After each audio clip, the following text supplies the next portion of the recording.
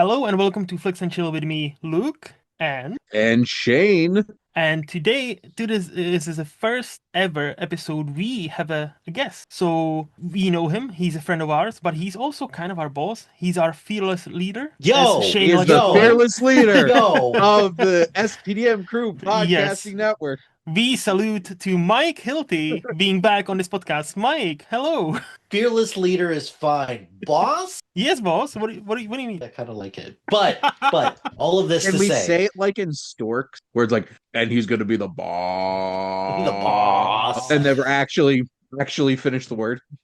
Nice. Yeah, I'll take it. Yeah, Nice. it's all good. It's nice to have you, Mike. Thanks for inviting me on. Glad to be back. Luke, it's been way too long since we recorded. Mhm. I say that every time we record, so glad to see that I can keep the streak in tradition. Yes, and I always like to talk to you, so no, honor is all ours. So today we're gonna do our usual shtick. So I either rant about something or rave about something. Then maybe one or two pop culture news because our big topic, and it's three of us and we can yap, will be top seven, and we'll see how that goes. Movies that never been nominated for Best Picture. And then we'll have one wild card for a director, one wild card for an actor, and just one wild card in general. Anything goes where we can think, mention anything or anybody who we thought, hi, how does this person never been nominated or this movie never been nominated? So before that, Mike, as a guest, why don't you start? Is there something you want to rant or rave about? Okay, so I'm gonna rant about something because as a parent, one of the things that we have to do is that we have to balance all of like streaming service, what we want to subscribe. Mhm. And a large part of that has to do with what my kids watch, what me and my wife watch, but then the other part, the price. And at the end of the day, for Netflix to increase their price again for their content, which for the most part, their content is perfectly fine. Mhm. But that K-pop Demon Hunter, the fact that K-pop Demon Hunter blew up the way that it did, that in April of 2026, which is almost a full calendar year since the release, McDonald's decides to do a promotion for K-pop Demon Hunter stuff. Netflix just tried to buy Warner Brothers. They're going to get billions of dollars because that deal fell through. And yet, at the end of the day, they still feel the need to increase their prices on us. Mhm. So I'm calling out Netflix for increasing their prices on us again for the same content, same old stuff, and it is getting dangerously close to, is this worth us continuing to subscribe to Netflix Yeah. for this? Mhm. If anything, looking to maybe even do the ad free or the ad version of Netflix. But here's a quick rant about privilege as well. Okay. My kids, we recently watched a movie on Peacock. We watched Labyrinth. Mm. That's a weird one to watch for a 3-year-old, and the 9-year-old loved it. The 3-year-old was like, "What is this? Like what is happening?" Mhm. But for Peacock, we have an ad version of it because we get it for free from Comcast. Mhm. Well, when the ads came on, they were like, "Why do these ads come on at the most inopportune time?" And me and my wife are like, poor children." It's the same thing with the radio as Mhm. well. It's like, wait, I can't just pick what song I listen to on the radio. I just have to wait. Like the privilege that those kids have. But all of this to say, Netflix, Mhm. why are we increasing our price? And I get it, production costs have gone up and like that, but It's our fault. Like, yeah, it's not our fault that the Electric State cost so much money and was not a good movie. Mhm. So I don't know. It's annoying that all of that stuff gets passed to the subscriber for Netflix's poor decision making, even though they're going to get this, like, it's billions. Mhm. Not just like $1 billion. They're going to get a couple $1 billion for this like breakup fee with Warner Brothers, which allegedly Paramount is like, yeah, we'll pay for it. Mhm. How on earth are you all going to pay for all of Loans. this? Well, yeah, Loans. it's all going to be Saudi money. That's it. yep. So I don't know. I'm just Welcome to frustrated. America, sponsored to you by Saudi Arabia. Well, soon, welcome to capitalism, sponsored by this this country. Yeah. Yeah. I So would like to ask. I agree with everything you said, Mike. Like, yeah, I would like to ask which of your daughters has such a great vocabulary that they said inopportune time. Like, I was like, damn, 9-year-old says that. I feel very dumb. the 9-year-old, she is Wow. she's been in theater since she was 4, so her vocabulary has exploded. Wow. She was in a production of where she had a bunch of what is this like? Hmm. Did you also have to talk like this back then and doing in the newsy? Yeah, she had to do it in newsy speak, and good job. She started off with the newsy speak, but then part of the way through she was Well, this is Mike, not if you want to working. be a responsible parent and have her watch something where she could hear that kind of voice a lot, you should just throw on South Park. Hmm. I'm sure they would love it. That is not a serious recommendation, just to be clear. It's semi-serious But for me. to be fair, I did watch South Park when I was 6. So, and you can blame my stepbro. I did watch South Park, from the jump. I was over 10 See. when that. So my daughter's 9, so I don't know. Her and I watched the last episode of Paradise season 2 Mm. together. So we're getting to the point where she's gonna start to watch like actual TV with me instead of what she's currently watching now, which is Victorious. Mhm. So, first, Netflix is the market leader in streaming, and they set the tone. If Netflix gets away with it, everybody else is going to do it, and they Mhm. all do.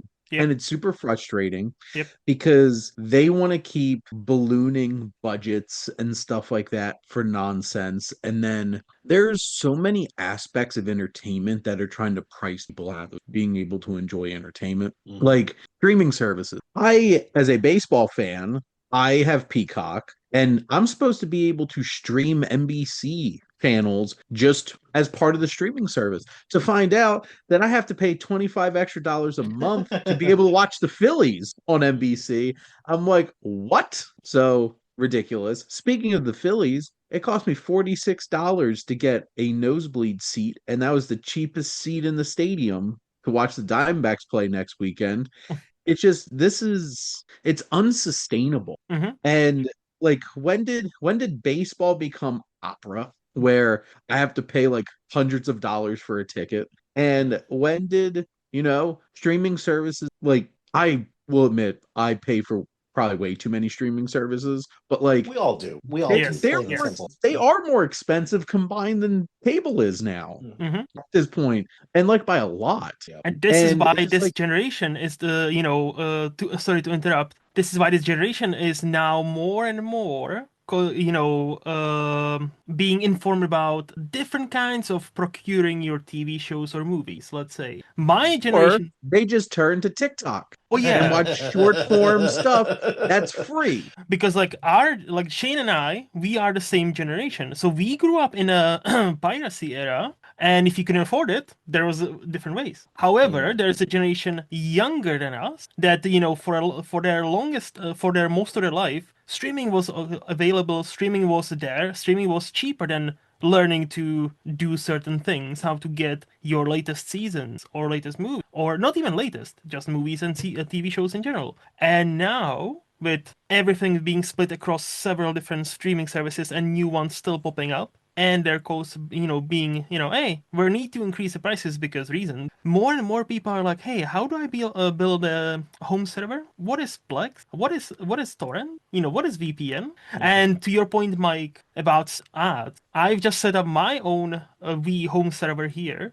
And if you have the time and a bit of IT knowledge, I would strongly recommend every household running a software called Pi-hole. It's a wee bit of software that just catches all the ads network free, or sorry, on a network level on all your devices. Like, it doesn't work for some of the streaming services because they obviously are a bit too smart for it, so they give you Probably ads from Netflix. the same domain. However, there's a one streaming service in the UK that still haven't figured it out. So my wife is watching that streaming service now ad free as if she was paying for the ad free Nice. version. And some I think still work. Like, I know YouTube doesn't work. Last time I checked, Disney actually worked with it, but I think they gotten a bit too smart now. So I would recommend. I will keep that in mind and Hmm. looking forward to trying anything that I can for ad free. But I love that the whole discourse behind quote unquote cutting the cord Hmm. has now been like, well, we're cutting the cord so that we could save money, and now It's a we're wireless spending way cord. more money Yeah. on our entertainment, Hmm. which however we consume our entertainment now, it's not immune to rising costs, just like so. Sure. Right? Right. That's yeah. What about you, Shane? That time. So I'm really trying to get back into better health and Hmm. better shape. And 2 weeks ago, felt the best that I had since like October. And I had a long week. And I was on campus until like 9:45 on Monday, almost 8 o'clock on Tuesday, 9:30 on Thursday. But a long week. Hmm. And I'll admit, between stress, some disappointment, and just convenience, I didn't eat the best. And what I'd like to rant about is that my body at almost 35 years old wants me to vomit lava now anytime that I cheat. And heartburn's not great, and I Hmm. hate it. Heartburns. And the fact that the second you turn 30, you can't eat out without feeling like shit. So, yeah, I don't like what your body does to you when you turn 30. And I feel like a lot of my rants are just going to be a variation of this and different things. But God, my wife and I did our calendar for the month, and I just looked at the month of April. I'm like, this is going to be a long month. And I knew going in, because it's the last month of the school year, I'm going to do my best. I'm Hmm. telling you, man, But omeprazole, like one tablet of omeprazole to get you through an entire day, Is heartburn. is this a medical advice, Mike? Uh, no, this is a new ad here on Flix and I was gonna Chill. say we have a new sponsor, I hear. I Hey, I don't I don't know the commercial name for it, but like the acetaminophen name for it is omeprazole. So Hmm. I am not delving out medical advice. I'm just letting you know that's what I Hmm. do. So, Hmm. and it's over the counter, so you don't have to get a prescription for it. Hmm. Hmm. I'll look into that, Mike. And also, if producer of this drug wants to sponsor Flix and Chill, we will pour ourselves out for some money. So thank you very much. I mean, Big Pharma, have poured money into so many things. Might as well like this one wee podcast, like Hey, if they want to support all kinds of horrible things, why don't you support something nice like this? Yeah, correct. something with ambition and something that is trying to have something to say. Hey, So you just And described we all me. hope that you tune in next week for Flix and Chill, sponsored by Saudi Arabia. Oil, baby, oil. Except it's now, lack of oil because one president's like, "Hey, we're gonna attack one country," and they close the Strait of Hormuz because Luke, of that. don't make me rant about another thing because I'm paying almost $4 for a tank of gas when it was 260 like a month ago. yep, Yeah, yep. here it's the same. Like diesel here, it's almost at £2 per gallon, and petrol is like 158 or like 155, something crazy. And usually, like 2 months ago, it was like 135, 39-ish. So like Mhm. post-pandemic, it was always around that range. But like there was no like swings and roundabouts like before pandemic, right after the pandemic. Now, so yeah, like so I drive past this petrol station on my way from work, and I'm like 155. Like, what the fuck? Yeah, I know why it's happening. I don't like it. Well, I don't get it. Like in the US, didn't we get Venezuelan oil? Like what Not is yet. Yeah, happening right where's now? that Venezuelan oil? So Yeah, this Where's is a that where money different. go to? So this is the different oil. So did you know there's a several types of oil. There's a crude oil, and the crude oil, if I'm not mistaken, I'm not an expert, but if I'm not mistaken, crude oil cannot be used as a actual fuel like petrol. That's processed for many things. You are can you make get many other things from are it. you giving us energy advice now? Are you authorized for energy Big, advice? yeah, If I'm gonna I'm get shit sponsored for by Big giving Energy Money. medical, Yes, oh, there we go. Big Energy. I'm sponsored by Welcome Big to Flix and Pharma. Chill, sponsored by Venezuelan oil. But no, apparently, like that's the yeah. And what Iran has closed is like mostly the actual petrol we use for our cars. And I'm like, ah, shit. Well, we all know where the money's going. But anyway, Yeah. Definitely not one family getting richer and richer. But yeah, my rant is kind of blended with the pop culture news. Like it's something tiny. I just was like, why are people mad? So there's the new Lord of the Rings Hunt for Golem movie Hmm. gonna be made. Yes. Well, gonna be made. So like and they've released a news that they're gonna recast Aragorn. So Viggo Mortensen is not coming back, and people are sad and mad. And I'm like, Viggo Mortensen, in all due respect, he is not the youngest. And this is not rant about Viggo Mortensen being old.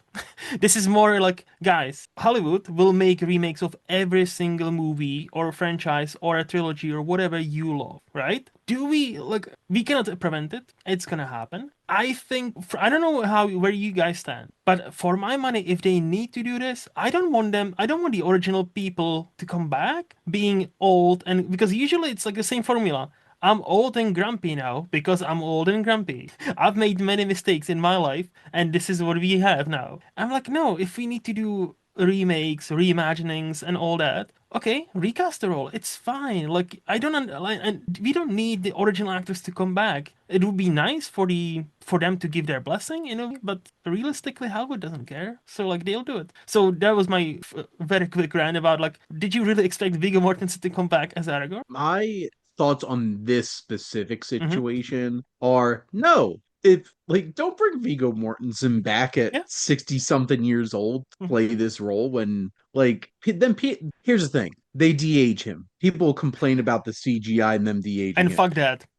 Two, they edit a crap ton and chop up the action because they need to use a bunch of stun double. Then they're going to complain about that. Like, I know they're bringing back Ian McKellen, who is Yeah. literally playing an ancient wizard. So, like, come now. So, whatever. And apparently, Elijah Wood is coming Yes. back, but he also still looks like he could.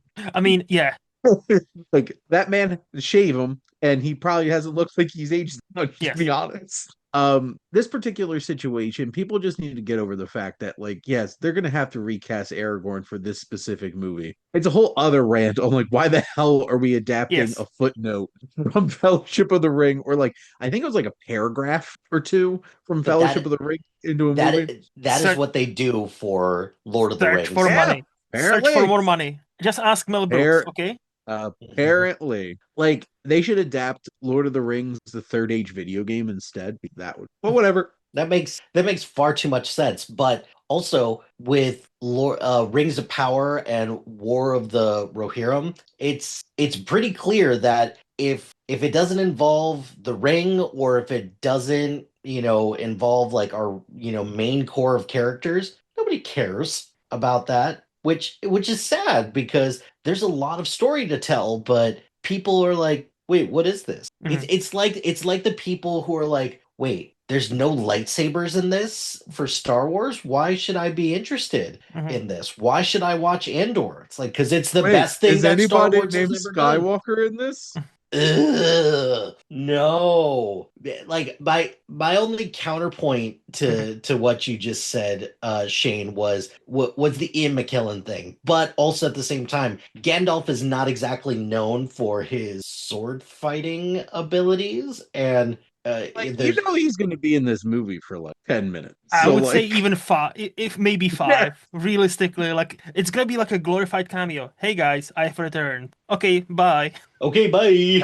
Aragorn, I have this mission for you. Mm-hmm. Opening scene, and then not in the whole rest of the movie. And then like ending Maybe at the scene, very like end. he comes back. I'm glad you did that. You did very well. Thank you. It was like I watched this random Western earlier this year, and they advertised William H. Macy's in it. Mm-hmm. And he's in the opening scene, basically giving the main character his like mission. Mm-hmm. And I just turned to Jess and I'm just like, William H. Macy isn't in the rest of this movie. Mm-hmm. Like, this movie's 2 hours and 10 minutes. I can guarantee you he doesn't show up again. And spoiler alert to a Western that none of you have seen, didn't. Mm-hmm. So there we go.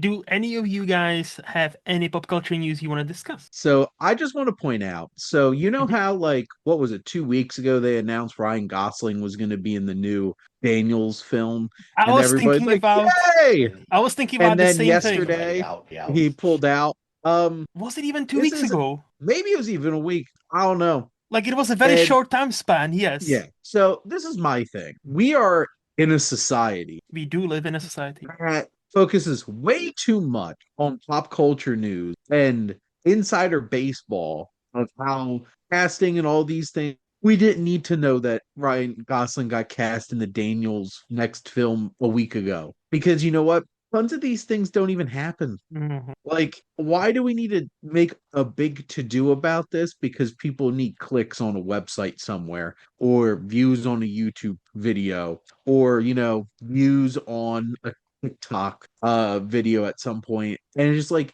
just let people like do the thing, and then we'll find out when like a trailer releases or it gets a release date or something. I just feel like it's a bit of a microcosm of we hyperfixate too much on any little casting news of literally everything. And a bunch of the times that doesn't even happen. If Mhm. I had $1 for every time a Guillermo del Toro film was announced that he was was involved in a project, I Mhm. could retire Yep. at 34 years old Yep. in the United Yep. States in 2026. And that's a big deal. It's a lot of money. hmm So, But how else would you build up a hype, Shane? You It's all know, about the hype. because like literally, like I'm not even being cheeky now. Like Yeah. I've have heard, I'm sure you have also, so many interviews with actors, directors, all kinds of like professionals in a Hollywood in that kind of industry, and how it's sad that it's a legitimate question of young people mainly. How many Instagram followers do you have? How many TikTok followers? Like if there's a young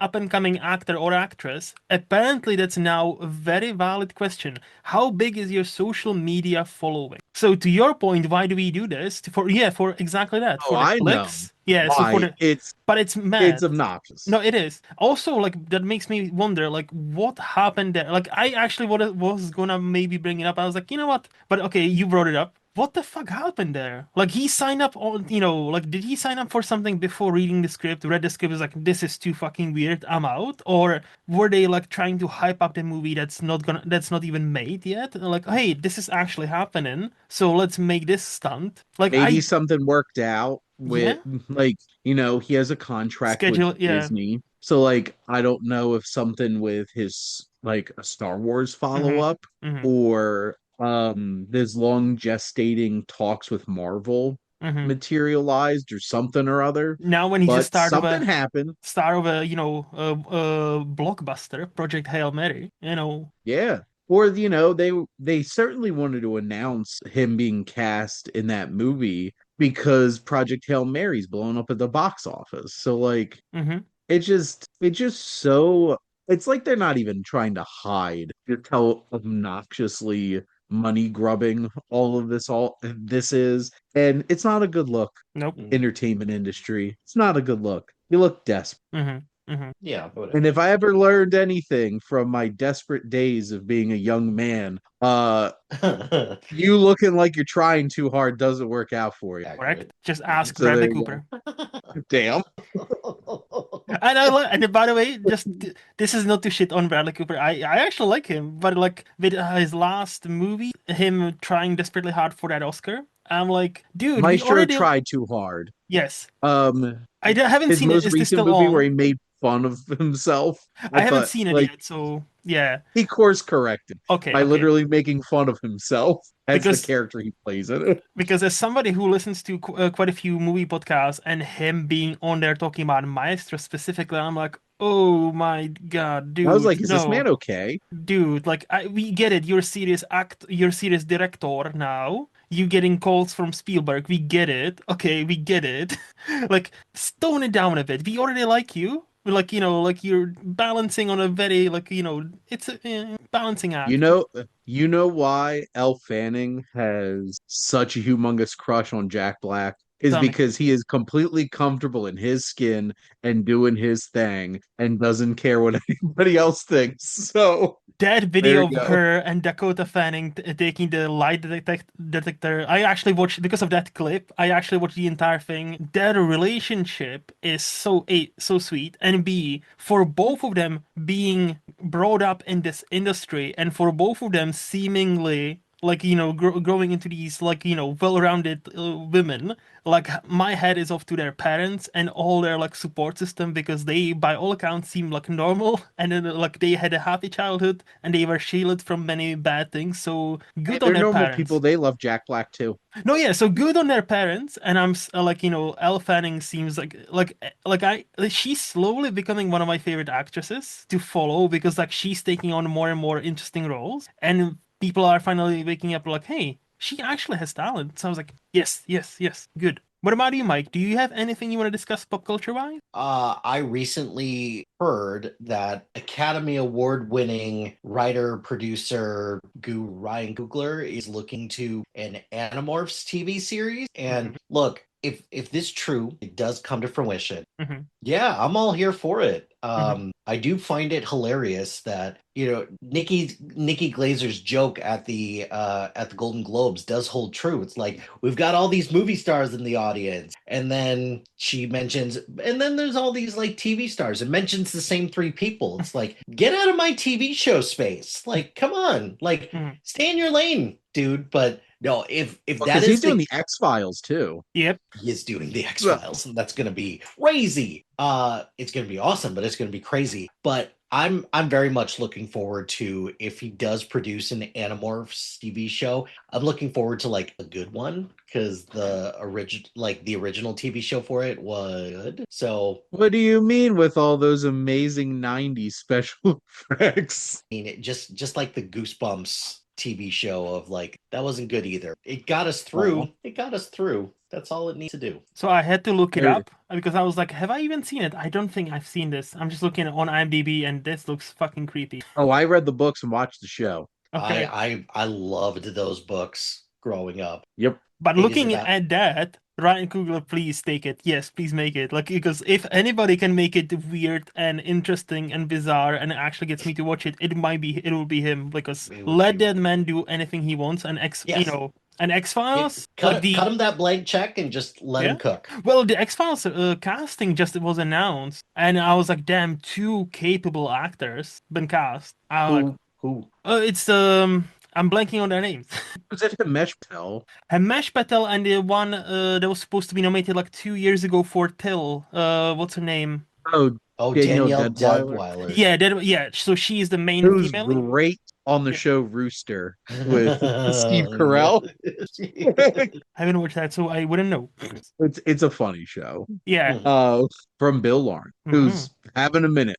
He's gonna have a Drinking. good year. Scrubs, Rooster. Mhm. Ted Lasso allegedly sometime soon. So Oh, Yeah. that is coming September, no? I thought that was confirmed. Like, I'll believe it when I see it. Honestly, I can't look past next week because, like, as we're recording, we got The Boys, yep. Hacks, and I think one other. I'm like, holy shit! The final season Like- of The Boys, yeah. Yeah, and they got the new Darth Maul show starring on Disney Plus. I'm like, And that was already, by the way, have you seen that? That was already announced. Oh yeah, there's gonna be a second season. And I'm like, wait, have I missed that it's already came out? Like, did it do so well? comes out Monday. I was like, what? And people in the comments were the same. I'm like, has this show even came out? I was like, thank you. Okay, I'm not the only confused person here. There are some TV shows that get renewed before Yeah. they. Mhm. I don't see that very often with a Star Wars show. Mhm. You don't see that very often with an animated show, Mhm. and you don't see that very often with a Disney Plus show. Disney Plus takes forever to renew their stuff, or guess at least they they have- get the news out that like, hey, it's been a couple of months, so we're just gonna let you know that the Acolyte's not coming. Yeah. Really? Yeah. Really? Of all Still the mad things- about it. Of all the things that you possibly want to give a season two to, like that one might be one to at least give another shot to. You can't tease me with Darth Plagueis and then just casually be like, we're not going to give you any more. Well, they can because it's Disney. So I guess I still haven't seen Acolyte. I need to get to it. Even though now knowing it's been canceled and it's only one Well, season. Luke, you're either going to love it or you're going to hate it because I feel like that's the only, There's no those are in your between. only two options with it. Like realistically, I'm a big Disney person, and I'm or sorry, not Disney. well, Disney kind of Star Wars. So like I'm a more of a defender, even those shows people don't necessarily like. So I might actually like this one because Star Wars is my sweet blind spot, you might say. So for some people it's Pixar movies, and for some people like me, it's Star Wars. So even the mediocre ones or not so very good ones, I'm like I can still find something to like about them. Yeah. Yeah, yeah, yeah, yeah, yeah, yeah, no. But I think we've covered quite a few pop culture things. Mhm. So I What a world we think live in. what a world. That is true. Money, oil, and pharmacy. Yeah, pharmaceutical. Battlestar Pharma. Galactica. Yeah, Battlestar. Bears, beats, Beats, yes. But I think we can jump to the big topic. So as a reminder, it's top seven movies. They never been nominated for a Best Picture. And let's do it like this. Since Mike is our guest, you can go first. Then Shane goes, and then I'll go. Because I have about 12 movies, so I hope you will knock some of these off my list. So, I Mike, have about Are we I have doing about any kind of punt rule? I think we can just do. Oh, this was on my list, and we can talk about it now. Like, you will talk Okay, about it also. But I don't we play think. the ball where Yeah. it lies. Because I don't actually have them. I don't know about you guys. I don't know how you have it ranked because I don't actually have them ranked. I just. So. I have mine Oh, ranked, even I was though going 7-1. okay, okay. So I'm more fluid. Nowadays everything is fluid. So my okay. ranking is also fluid. Mhm. But I was also going to ask, so before we get into the nitty-gritty of this, how did you actually decide on what is your list? What is on your list? Like, was it your personal favorites? Because like I was like, oh, why don't I just put top 10 movies of what I like and these should all be nominated? And I'm like, I decided on try to be like as culturally relevant as possible. So, this movie you still talk about, and can you believe this movie we all talk about has actually been not nominated for a Best Picture? How did you guys, did you do this, or is this mostly your favorite movie? Yes. I just went to my top my letterbox top 500 Okay, list and just started going through and being like, that wasn't nominated for best picture. so like obviously there's one that's like in my top three, but I genuinely tried my hardest. So like these are not even like my like favorite movies, but they are still I would consider like great movies. So this will be interesting. Okay, so Mike, why don't you kick us off? So I think this one is probably, first of all, this was kind of a tricky exercise to Hmm. narrow it down to 10 and now Yep. 7. I took a look at the movies that I liked, that I thought were culturally relevant, and it just made me scratch my head. It's like, really? Really? And kind of came to the same general conclusion that a Mhm. lot of these are genre films that don't get a lot of love anyways at the Academy Awards, or they're blockbuster hits that the Academy doesn't consider prestigious enough, Yes. or anything like that. But one that I quite enjoy, and it kind of perplexes me a little bit that it never got a nomination for Best Picture. My number 7, I guess, was the Good, the Bad, the Ugly. Yep. On my list too. Yeah. Almost on mine. Almost on mine. Yes. I Go ahead, Shane. No, you go, Mike. I mean, given the cultural relevance of it, and just everything that it did for the Western genre, everything it did for even Clint Eastwood too. Yeah, like I don't understand how this could like sneak by, and like not even at a time when like this came out at a time where Westerns were still considered prestige movies, or at least a prestige genre, because Westerns were, a lot of Western are amongst better movies out there. So it's like, how did this one sneak by? Like, was it Well, was it too long? Is that the problem? I think it's interesting because the 60s was actually a time where the influence of the Western on American cinema was waning, and you Hmm. Mhm. started getting more revisionist Westerns like The Wild Bunch and stuff like that. And the spaghetti Western became such a big thing. And technically, like, this is an international film. Yep. So, like, international films were not like they didn't get Best Picture nom very often, and they're starting to now. And because like this was an Italian film, Hmm. they just redubbed the actors back in the movie when they released it here. And this really did revitalize the Western, the spaghetti Western. This is like the spaghetti western. Hmm. And Sergio Leone was an absolutely incredible filmmaker. And his work was really underappreciated and also really mangled by American studios and stuff like that. Hmm. And this is one of those types of films where it's just like it has become so iconic, but this probably wasn't even on the Academy's radar at Nope. that point. And it's a shame because it's an incredibly made film. And if you want to get into what it wasn't about anything, like this actually does have a lot to say about it tackled war and morality.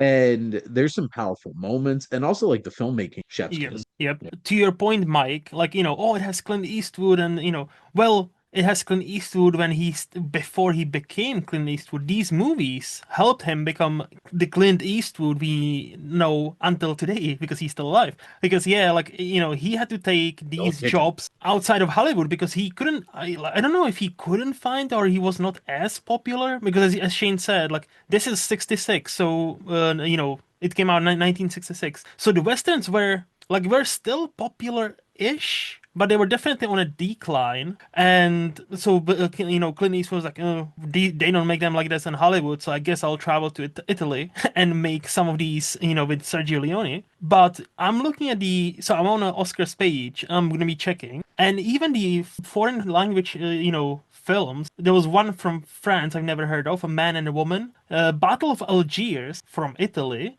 Loves of a Well, Blonde. that Yep. definitely got that spot then. Loves So Loves of a Blonde from Czechoslovakia, Miloš Forman, Pharaoh from nice. Poland, and Three from Yugoslavia. So like I've heard of some of them, but like yeah, like even if just for international feature, I was surprised that it wasn't nominated at least there. So, but yeah, Like Sergio it Leone. was foreign language film back then, right? Yes. And like I know this released in the United States with English dubbing and like the actual actors dubbing themselves. So it's a weird quote unquote international film Yes. in Sure that kind is. of sense. But no, I love this film. This is one of my favorite movies of all time, Hmm. and Hmm. it is my second favorite Western of all time. Behind Unforgiven, which won Best Picture. So Doesn't that qualify. one actually won. And So and doesn't so got therefore nominated. doesn't So qualify for this discussion. Bordeaux does not qualify for this discussion. So what is your number seven, Shane? The Thing, also Oh. scored by Ennio Morricone, oddly enough. So Hmm. this is not a movie that was ever going to be nominated for an Oscar. Nope. John Carpenter is not a director that would be nominated for an Oscar because he I think is legitimately one of the greatest genre filmmakers of all time. He just had an understanding of how to make horror and science fiction and fantasy in interesting ways with no money. Hmm. So, and this film, is an incredible ensemble. Obviously, you have Kurt Russell there, and Keith David's famous now, but like I Hmm. don't think really Keith David had a whole lot of attention. Now, just a bunch of character actors, and it has this incredible special effects that is just absolutely mind blowing to watch now. But this is John Carpenter's best made film. Like this feels like it's incredibly well made and doesn't feel like a B movie, which most of his do. And I don't mean that as a insult because I love John Carpenter, but like this feels like there was some money thrown into it. Hmm. They were just very smart about it. And this film is insanely intense and so well put together. And I like to say one of the greatest one-liners of all time, where Kurt Russell was just like, "Well, F you." It's just the dynamite at the alien at the end. Hmm. Beautiful.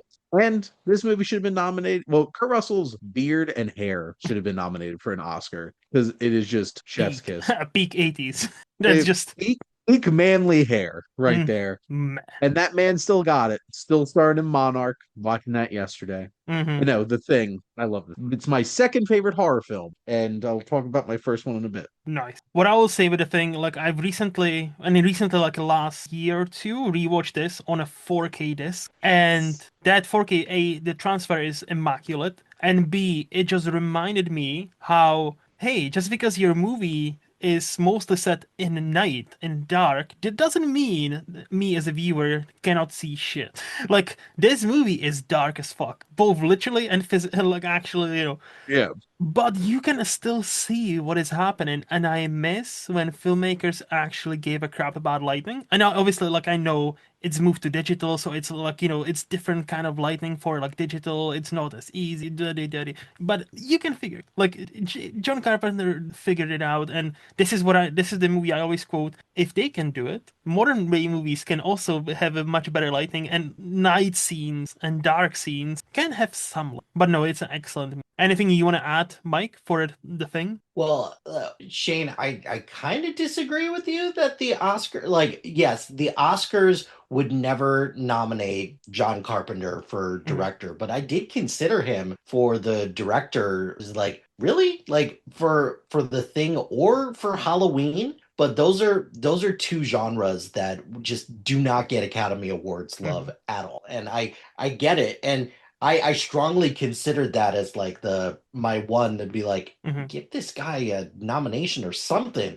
But yeah, that's the only thing. But otherwise, everything that It's you're not saying. refined enough. No, yeah, it's Yeah. it's beneath us. Honestly, though, like you're gonna go tell people that nominated for like out of Africa to go nominate like the Oscar thing. winning, not only Best Picture Yeah. nominated, Oscar Best Picture of that year, Shane. Oh, I know what I mean, Luke.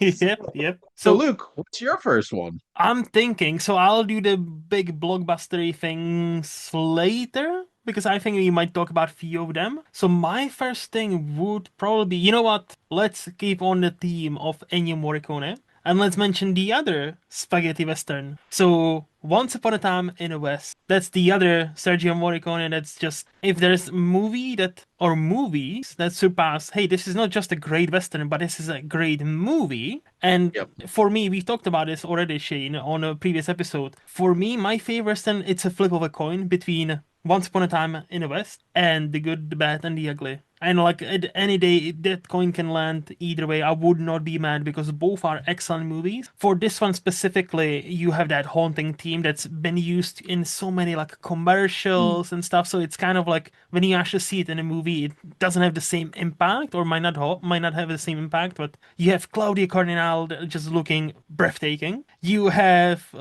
Henry Fonda being Yeah, the bad guy, which was a revolutionary he's idea so at the good. time, and it was so good. I always quoted, the filmmaking just in that scene of where we hear harmonica. It's all dark, and then he swings the lantern Yeah, into the corner. The music swells up, and like we see the shadows, and it's like doo, doo, doo, like, and it's just we see him for not for the first time, but like it's just that scene when I watched this movie for the first time when I was about 12, 13. Even my dumbass was like, "That this is fucking cinema." Like I know I'm watching something different than what I usually watch because this is fucking amazing. And Mhm. that movie, you can describe this entire almost 3 hour, or is it more than 3 hours? It's been a while since I watched it. I think it's a rock solid just around three Yeah, hours.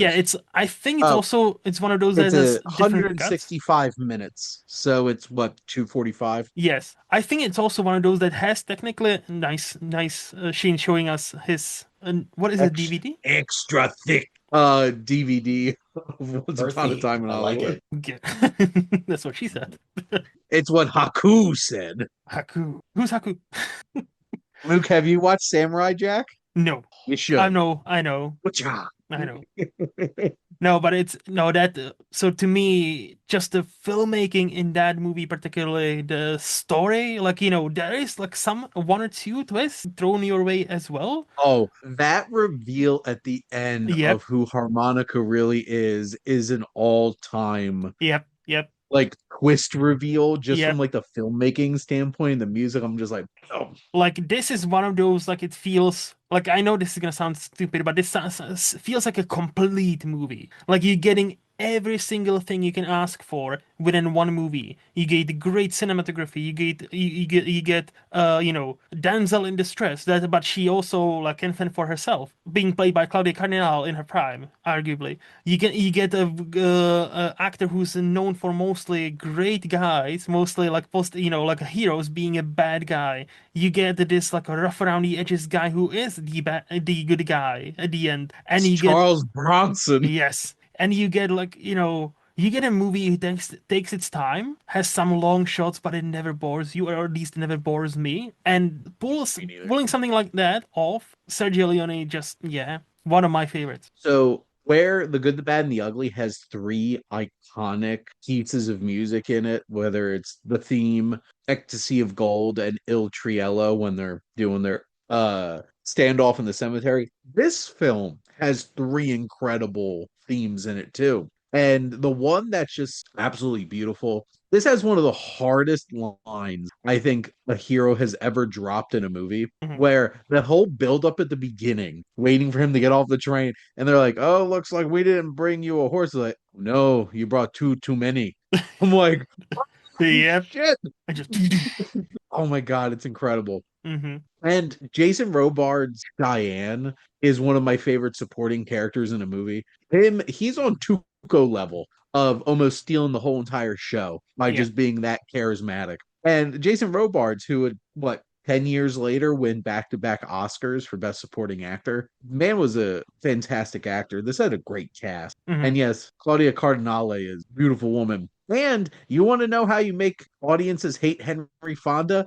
Have that man cold eyes stared shoot a kid dead. In the first scene they introduce him, I'm like, this is the juror number 7, or was it juror number 8? From 12 Angry Men. hmm This is like this is the guy from Grapes of Wrath just coming up and shooting a kid cold dead. And there was the like I think Sergio Leone was openly talking about how yes, this he is a stereotypically good American, so that's why I casted him as a bad guy because nobody would expect that. Well, and he was Henry Fonda was going to wear eye contacts. He's like, no, I want those piercing blue eyes to be Yep, staring dead at you. I'm like, it's great. yep, This I love Wes. same, especially those two we just mentioned. Yep. All So right, Mike, what do you got next? My next one, I was thinking that this was going to be like the Christopher Nolan side of it. It's like which Christopher Nolan movie did I think was should have been nominated for Best Picture, but in the end it just turned out to be why wasn't The Dark Knight nominated for Best Picture? mhm, And that's on my list. it's Yeah. it's like it's because it's a superhero Mhm, movie. mhm. Like that's it. That's the only reason why. It's the reason why we have like 10 nominations and we're still not happy Yeah. with with the ones that get nominated now. So It's literally the reason because there was such a backlash. The next year they expanded it to 10, and ever since then we have 10 movies per year. So yeah, Well, it's 10-ish, always been up to 10. expanded. Up to 10. What up to, yeah. was it like 3 years ago? They made it that you had to nominate 10, and before that, it was some kind of mathematical hmm equation. It was between like 7 to 10 or whatever the hell it hmm was. And there were Something some like that. years where there's 8 or 9. But hmm yeah, math. Why Yeah. you came to Flix and Chill. Yes. Learn math. Of But course, anyway, but the fact that this made so much money, the legend that now is unfortunately Heath Ledger's untimely death, hmm like also properly recognized as I still wonder if Heath Ledger hadn't have died, would he have won? Would he have been nominated? Yes, but would he have won? I can answer it now. I think he would have, and we Yeah. probably how I know because they What? didn't do the same for Chadwick Boseman. In Because like I feel like that ultimately proved that like hey, Chadwick died and we planned this entire ceremony to honor him. Mhm. However, no, Anthony Hopkins will win it. And I'm Yeah. like I feel like Yeah. that like 2022 should have been Mhm. the like like end to that discussion. I think everybody knew he's gonna win. And also why Best Picture should go on at the end of the show, no Yes, matter what. No yes. matter Like I what. still remember Alan Arkin having the envelope and winner, and there was no pause. Like winner is Heath Ledger. Like there was no single pause because everybody knew Heath Ledger will win. So, but not just because it's a superhero movie, but also this thematically, also what this is telling us about chaos and, just the downfall of people that we idolize so much. And I don't know, it's elevated. Yet, like, has it aged well, or is it like still the movie that I think that it is?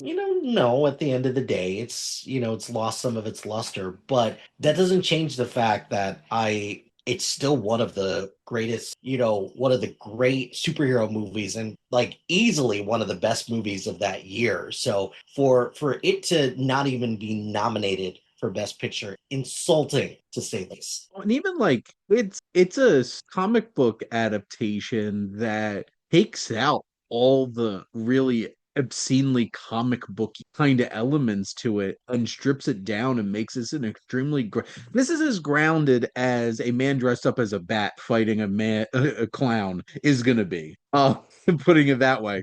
And impeccably directed. The whole cast is fantastic, acting wise, and it tells a really compelling story that honestly challenges some things with like Batman slightly leaning towards that like control fascist tendencies that he can have with the whole echolocation thing and people's phone, that moral quandary, and then just the Joker being this agent of chaos. And I want to know what the hell happened to Aaron Eckhart and what he did to Hollywood.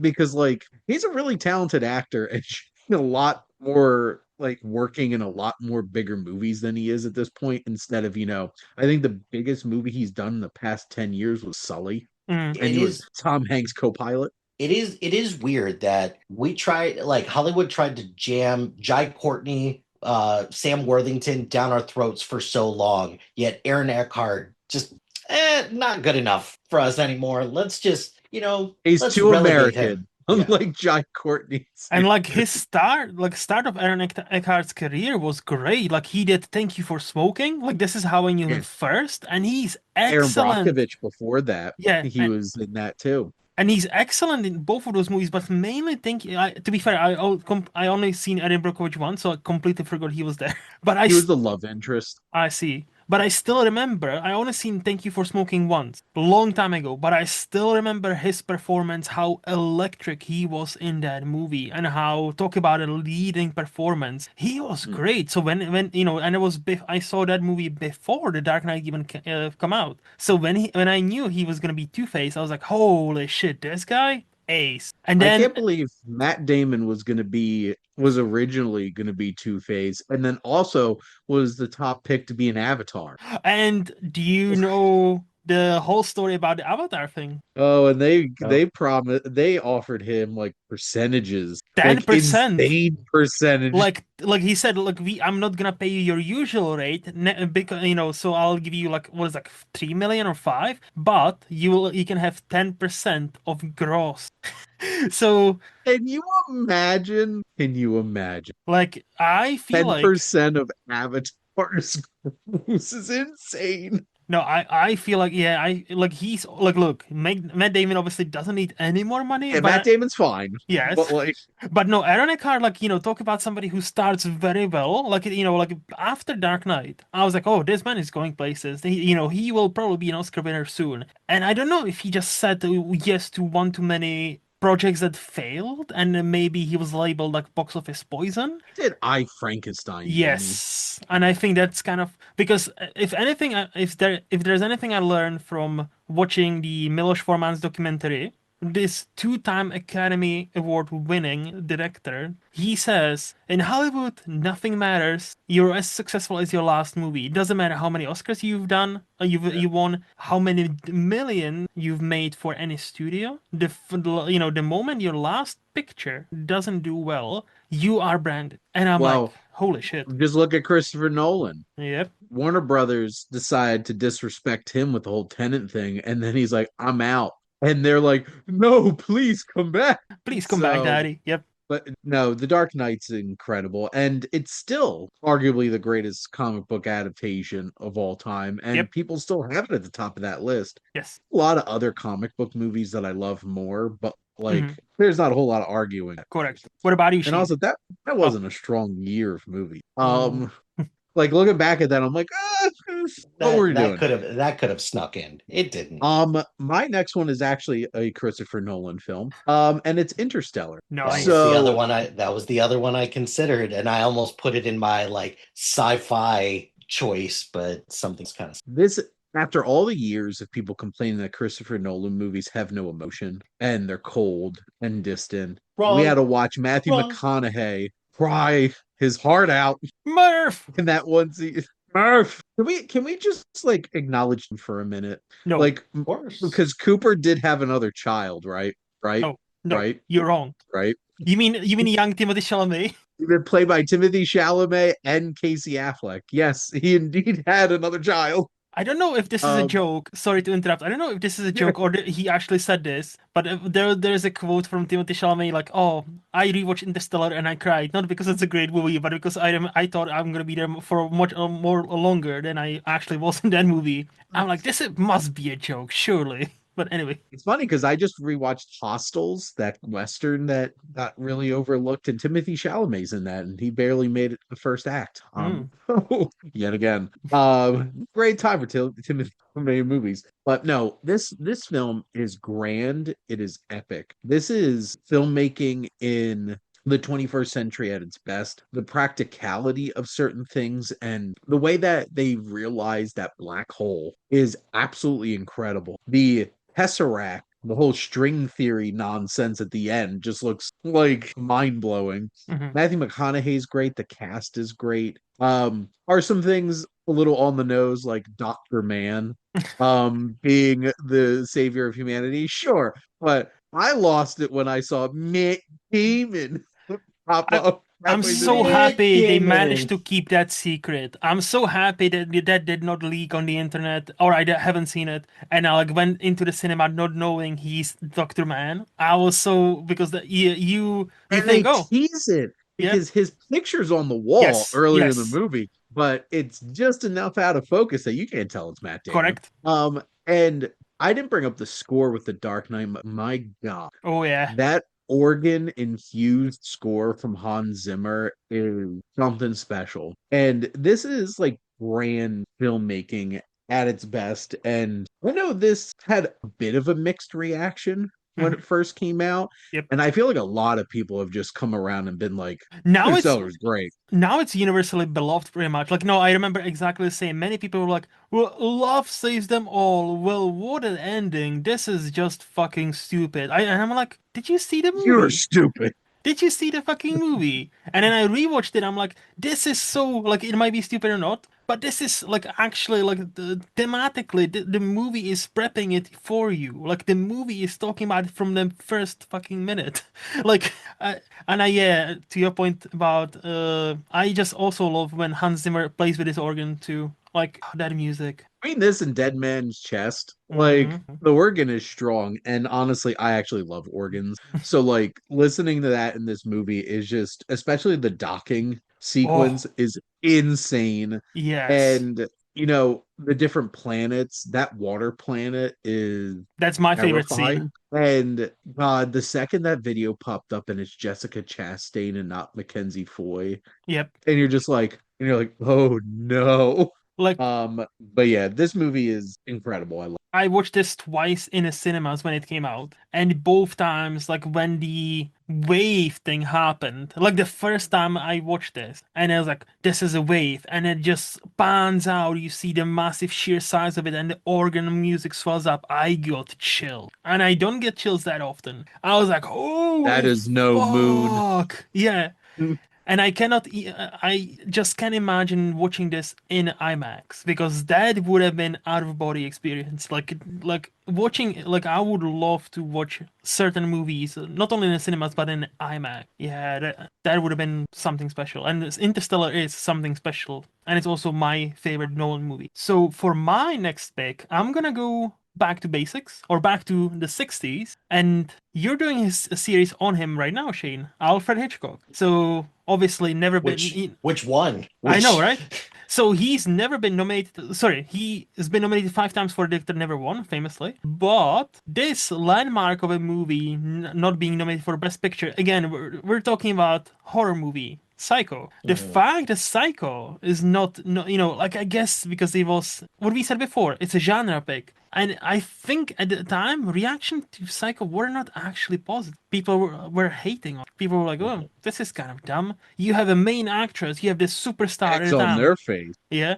You have Janet Leigh, this superstar, and you kill her off like not even halfway through the movie. What is this? Like, but like Psycho, like rewatching it last year, it's such a well-crafted movie. It's well-paced. And obviously, the music that's been done and parodied to death, but it still works within the movie. There's Hitchcock understands tension, and just like her being stopped and having her ID checked by the cop, and you can when like this shows like she's grabbing the wheel, and maybe am I gonna run or is she gonna run? Is she not gonna run? What's gonna happen next? Like those tiny scenes is what I miss about modern day cinema. It's like the tiny that focus on those tiny details that tell you so much about how the character is feeling without telling you how it's feeling. It's showing you and aren't telling you. It's such a great movie, and I understand why it wasn't nominated for Best Picture, but I don't understand. It's so interesting because if you look at the context of Hitchcock when he came over to the United States, literally his first two movies in the United States were nominated for Best Picture in the same year, Hmm. and Rebecca won Best Picture. Yep. And then you get to the 60s, which is considered his prime. Because, like, Rebecca was literally 1940. Yep. And you skip 20 years, and what most people think about Hitchcock, his greatest films are that string of Psycho and Vertigo and Rear Window and North by Northwest. North by Northwest and The All Birds. four of And like those are on my list in some capacity. Yep. Yep. Yep. and you have all of those there, and it's just like, nope, no, we're not going to nominate. I feel like, and you got films like Doc Doolittle, like with Rex Harrison being nominated for Best Picture in the What do you have 60s. against talking to the animals? If I could talk to the animals, You walk know how with many the times I've watched that movie? A lot. But just saying, up against something like Psycho and stuff like that, this were a weird time because you still had stuff like that, but then you had stuff like In the Heat of the Night, and Bonnie and Clyde starting to get attention. But then Hitchcock just got ignored. And Yeah. you could have picked Rear Window, Psycho, Vertigo, or North by Northwest. Any of the four of them could have easily just been like, what are you doing? Like, Yeah. what are we even doing here? So, Shane, if you want to ask what are we even doing, I looked up the nominee for 1961, honoring the 1960 movies where Yep. Psycho came out. So, the winner was The Apartment, fair. Yes. And such nominees, four other nominees, were such classics as The Alamo, Elmer Gantry, Sons Gantry. and Lovers, and The Sundowner. I haven't heard of three of those five. I heard of The Alamo, and I heard of, obviously, I've seen The Apartment, but Is yeah, that that's the movie where we were the good guys, right? Supposedly, well, it's John supposedly, Wayne, producer. I haven't seen The Alamo. supposedly. Don't know. You tell me. Like, I'm surprised. You must have seen it, right? I've never watched The Alamo, but trust Oh, me, I know it was literally directed by John well, yeah, yeah. as Davy Crockett. So like I'm So just no. putting out that like this is like some kind of like grand thing about like Mhm. yeah, Texas, yeah, America, and it's just like on Okay. Mexican land. Lost the Alamo. Okay, cool. And they did. They did indeed. But it was a heroic loss, Mike. And who got the last laugh? Texas is America. So, yeah. So, Psycho should have been nominated for Best Picture. Especially Yes. like, if you don't have a lineup of like five bangers, like, like 1975, where it's like, oh yeah, Yeah. it's hard to knock something out of that lineup. But if you have this lineup, and I'm like, I don't. I haven't. Movie lover and cinephile have not heard 3 out of those 5 ever in my life. Yeah. Yeah. Anyway. Wait, because Psycho's a technical master Mhm. class in suspense Mhm. filmmaking, and Mhm. like, what are we doing? Well, you hear this from when an actor gets nominated for a tag that's like, Academy Award nominee, blah blah. Yeah. You don't hear about that crap for like best picture for certain movies. Like you're not going to look through and be like, "Hey, would you like to watch Academy Award nominated movie The Alamo?" No. No, of course not. But you look at something like Psycho and be like, "Oh, like it sticks out more like a sore thumb Yeah. when it's not nominated versus when it is nominated and it's like, really? This is about to come up with?" Except, so a little story. At Czech TV, when they were showing Flashdance, the original Flashdance, they advertised it, and I'm not even joking. Oscar-winning picture Flashdance, and I was like, "Wait, Oscar-winning? What?" Yes, because it won for Original the song. song. Yeah. So it was like, we are bringing you this Oscar-winning American movie from 1984, Flashdance, about this, and it was back in the What a day. feeling. Yes, when there was like the like an when you had like introduction before big movie like Mhm. done on like, this like a Czech TV, national TV, and they were like basically recap what you about to watch, and like they won an Oscar, and I'm like, huh? Oh yeah, song. I guess yeah, technically it is a best best Oscar winning movie. To That your should point. be Luke, that should be like one of the topics that you do is like that won a Oscar? Really? Like we live in a world where, some of these movies don't even get nominated and yeah, I Suicide hate to Squad pick 2016. yeah, I Literally, I hate was to gonna say the same thing. I hate to pick on that one or I hate to pick on something like, I don't know, Hustle and Flow for example. It's like Hustle and Or Flow has even if won you more stretch Oscars. it to nominee, Mhm. not Oscar nominee Norbit. Yeah. Yeah. Oh We can. my. No, thank you for that. We'll definitely do that episode at some point. Yeah. But Mike, what is your third choice? My third choice is the Jim Carrey bracket. It's like, which Jim Carrey movie do we Okay. think should have been nominated for Best Picture? And I it's Eternal Sunshine of the Spotless. it's a So, different Jim Carrey movie than on my list. On you go. oh, that one is on my honorable mentions then. Okay. But Eternal Sunshine, this is again a case of it's a genre movie.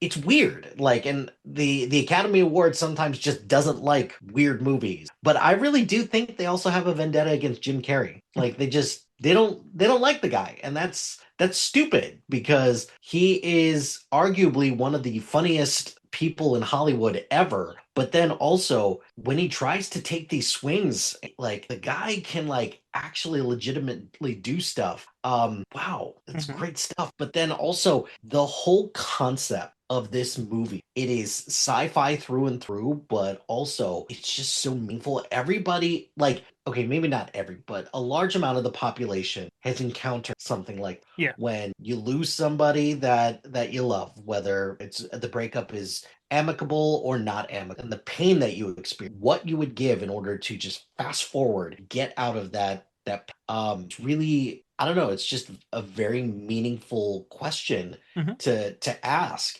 And if anything, isn't that why we have movies in the first place, to ask these tough questions, present solutions, stick and full. But whatever, who cares? It's too weird for us. But then you look at, I'm looking it up. Right? What else was 'Cause what year nominated? did this come out? Came out in 2004. So the Okay. nominee. Probably Finding Neverland. Perfect. So I So we've have got it. Oh, sorry. Finding Neverland, Million Dollar Baby, The Aviator, Sideways, and the one that I would probably remove from this is Ray, because Ray is a standard biopic.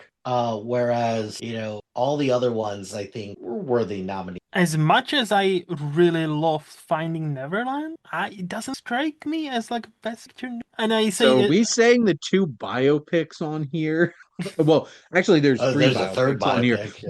but the third biopic was made by Martin Scorsese, and like, Yeah, and Leo.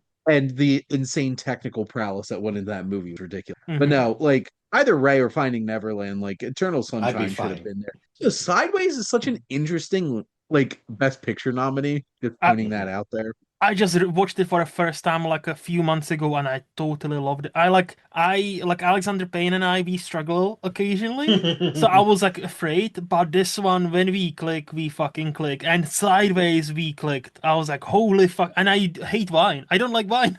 I couldn't relate on anything like, why are you so into wine? And then I look at my letterbox, then I'm like, oh, yeah, never Oh, mind. that's why. I That's understand. why. I understand. When you have the obsession for something like that, I totally understand. So what's interesting is I hated Eternal Sunshine the first time I watched it. Hmm. And I put that and I hated her the first time I watched it. Ooh. And realizing that when I watched them back in college, I hated the idea in them so much that it got in the way of me appreciating what the film was saying about. Yep. So, like, me personally, I would never erase any memory that I've had Hmm. because they all made me who I am today. So, me sitting there Yeah. watching this is like a 20-year-old just like, why would you do this? Yep. Me being mad at the movie for that. But then, the film navigates it like, no, you really shouldn't do this. Yeah. And there's some really messed up shit that happens in this movie. Like the whole Hmm. Tom Wilkinson thing with Kirsten Dunst, I'm like, ugh. But no, like this is such a creative film, and Jim Carrey and Kate Winslet as the manic pixie dream girl of his dreams, and then not like really processing the fact that like there's a lot more complex this dynamic. And also, Elijah Wood's a little Oh yeah. creeping. Yep. He's a creep in a lot of his movies that And he's in TV that are shows. not named Lord of the Rings. And if you watch the Yellow Like Sin Jackets, City he's came out like also the Oh, he's super oh, creepy in Yellow Jackets. He's really unhinged and weird and Wilfred. Yeah. yep, The guy's he got was range. sure range, does. but no. Like Eternal Sunshine in hindsight should have for Best Picture that Hmm. year. I'm just glad none of you were attempting any slander on Million Dollar Baby because I would have been very upset. Oh no, I'm one of those people who thinks that Million Dollar Baby is a worthy nominee and a worthy. I need to rewatch it. It's been a while, but I remember loving it the only time I watched it. So That I is not a reserve my. movie Everybody that just you thought want. it was Rocky with a girl. Oh no, Last no, time I checked, Rocky didn't have euthanasia no. in it. But maybe considering the amount of sequels we got, then maybe it should have. It should have. Sorry, too dark. Damn. Is the euthanasia on Paulie? Because Oh sign no, that. Mike's no. Mike, favorite character.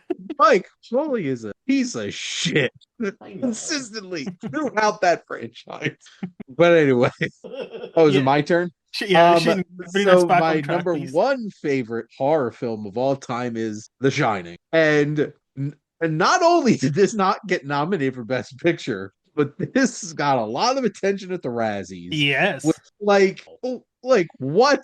I get it. This was a jarring experience for people, but I hate the Razzie. Well, this is a whole entire other thing, but like I don't like I have people like, when's your worst of list coming out for the year? I'm like, I don't do shit. Hmm. I don't like going out of my way to celebrate the bad. I'll review a film and talk about the bad, but I don't like celebrating. Yep. And in what right mind is The Shining one of the worst films of 1980? It's not. Like, what are you talking about? But this film is impeccably crafted and purposefully makes no sense in places. And that's just how 4D chess Stanley Kubrick was doing on this film. The music is haunting, the visuals are striking, the technical prowess. Jack Nicholson gives one of the most unhinged performances I have ever seen in a movie. And it is terrifying. Shelley Duvall gets way too much shit, and that like the manic emotion that she shows throughout the second half of this film. And this is not the kind like if you are super into story and character as the basis for your cinematic viewing experience, there's going to be multiple Kubrick films that are just not going to do that because that's not what the point is. This film is one of the most haunting and unnerving experiences you're ever going to have Hmm. sitting and watching a movie. And yes, I've read the Stephen King novel and I love the Stephen King. They're just different. Hmm. I don't think And Stanley Kubrick ever picked up a book and was like, different is okay. There's yes, other interpretations for things called art. art. It's like, I don't think Stanley Kubrick ever picked up a book and was like, I'm going to adapt this exactly how this should be. He's like, you know what? I like that. This is my shit now. And just did his thing. So And that's exactly what he did with Shining. Mhm. Like, did I care about Jack Torrance? No. He looked completely insane from the second he showed up in this movie. And I know Stephen King hated that. Mhm. Like, this film is a masterclass in horror. And you can tell, like, randomly I was watching Paranormal Activity 4 because that's what my review request is for this month. And there's a kid riding a little trike around the hallways, and I'm just like, there's gonna be twins around the corner being like, play with us, Mhm. play with us forever and ever and ever. And also, one of the most terrifying things, and this isn't even part of the movie that gets talked about enough, is that scene with Grady in that bathroom where he's like, your wife and son correct. And I'm like, Ooh. Mhm. you all can't see What do you my say? face listening to this podcast, but I'm just Like, like, what are you saying? What is going on? Why? what are we talking about here? Mhm. And I'm just like, this movie's effed up. And Yeah. that's why it works. So, and I've watched Ordinary People a couple of times. Movie is legitimately a very emotional experience and a beautiful human drama. There's some heavy hitters here, like Raging Bull and The Elephant Man are on here. Yep. I love Sissy Spacek in Coal Miner's Daughter. But if you ever want to watch a movie that's just like the most standard biopic you're gonna find, it's Coal Miner's. Mhm. Mhm. And I'll admit, I don't know what Tess. Oh, it's a Roman Polanski. I think Interesting. I heard about it, but I haven't seen this. No. The Shining could take the spot of Coal Miner's Daughter. Sorry. No, the Shining is. I managed to catch it in the cinemas when it was re-released for like 40th or like 30th anniversary, 35, like something like that. It was like being re-released. What an experience in a cinema! It was magnifique. It was so good. Like every scene just plays. This is what we talked about with Alfred Hitchcock. You forget the little scenes in between the big scene and how those masters of cinema, like Hitchcock, like Stanley Kubrick, like Spielberg, like David Lynch, can make those in between scenes still feel relevant. And if they're supposed to be tense, they will be tense. Like any other movie, him just riding the bicycle, we wouldn't have that scene, just him riding around the hotel and with the music, because we would just get to the twins. We would just get to the point, right? No, Stanley Kubrick just puts the camera on him and lets him ride it, And a let steady cam yes, and lets at him, that, which yeah, just lets him ride around the hotel. And the music, we just the sensation, just the angle, and just the music accompanying that scene. You feel like every time he makes a turn, there is something behind that turn. And that feeling, that unnerving feeling that, hey, behind this corner, there is some sort of evil. I don't know what it is, but there is gonna be something fucking evil because like the camera angle, the score, everything about this movie is so crafted that it just it's, as you said, Shane, everything is kind of weird and crooked and like non-logical, and you don't even point it out until you rewatch it like 10 times, and many times you even miss some things, but like subconsciously you recognize it, and your subconsciousness understands there's something wrong, I just cannot place it. And I think this is the prime example of, this is something wrong, I cannot place it, but I love it. And this is the penultimate example of Stanley Kubrick was a man for any genre. When it comes to versatility, it alone, I don't think there's been a director as versatile as him, because every genre he tackled, you could argue it's like, A plus and insane. any thoughts, Mike? I agree. I think that the fact that so many of Stanley Kubrick's movies just at the time are just so misunderstood and just not seen are, I don't know, just that's just the hallmark of just somebody who just so ahead of time that Hmm. is like, I had like another one of his that I had him like, look, I get it, 2001 is not for everybody, but in time can't deny that, and you can't deny that it's an amazing film, technically as well. But again, both of this and The Shining have in common in a genre that is something that the Academy Is that not. a formal choice of yours? I just Okay, just Because checking. I was not, we're gonna bring it up because I'm pretty sure it's very high on Shane's list. So I wouldn't be surprised if we're gonna I talk about bet 2000. sorry. Yep, Well, no, yep. I'm just Luke. Is it on your formal seven? No, because I Okay. I thought I You're know like, you. Shane's gonna talk about it. That's fine. I know Um, Shane. Is Barry Lyndon his only film that got nominated for Best Picture? I believe so, yes. And he technically, because of this, because of the research I did before this episode, I discovered technically he won an Oscar for visual effects for 2001. Yeah. So the movie wasn't nominated for Best Picture, but it was nominated for several categories. I think even screenplay. But he only won. But apparently Stanley Kubrick had a hand in the VFX, in the special effects. So he actually has an Oscar, except not for directing, which is Yep. it There you go. doesn't make sense, but okay. I feel like Barry Lyndon makes sense as the only one that got nominated for Best Picture since it's a This is the period only piece, one. despite the Yeah, fact that it's a satire of one. yeah, yeah. It was making fun of it the whole time. Whatever. So I know. So I'm gonna do another Hitchcock. I'm boring, and this might again, as we talked about it with the westerns, it's a flip of a coin between Psycho and this movie for me for best Hitchcock, and that's a Rear Window. Rear Window in it's such an influential movie. It's on pretty much everything is one location. It's hey, what if we peek on other people's lives and see how they live, but we've seen something we were not supposed. What are we gonna do now? And you have James Stewart just like not being able to move, just riding around, and then you have Grace Kelly, this angel of a woman. I was like, holy fuck! Like I introduced this film to my then girlfriend, now wife. She's a straight woman, but she was like, damn, Grace Kelly is beautiful. I'm like, she sure is. And that movie, like, it's talk about tension, talk about for being pretty much one location, and most of the plot is just like, hey, James Stewart is looking through binoculars. What is the neighbors are up to? It kind of seems boring, but it's never boring. It's always thrilling. It's exhilarating. And the fact this wasn't nominated for Best Picture. It is mad. So yeah, another Hitchcock movie, but this is how I roll. Rear Window. This is What the year did number. Rear Window come out? So it's 54, and I have nominees for 1955. So the no on the Waterfront won, Shane. So you'll be very happy with that. The Yep. nominees And were then the rest. The Kane Mutiny, The Country Girl, which Country Girl is an amazing movie, also starring Grace Kelly, Seven Brides for Seven Brothers, and Three Coins in a Fountain. And I'm like, out of the Seven brides for seven brides for seven brothers is like the most. Look, we made a musical. Hey! Being nominated for Best Picture in the 50s. But it's like like it's on my shelf. It's about to be watched. Like I'm gonna watch it. So, but like it lives on. It lives on. Like I heard of this movie. I've never heard of Kane Mutiny. I never heard of Three Coins in the Fountain.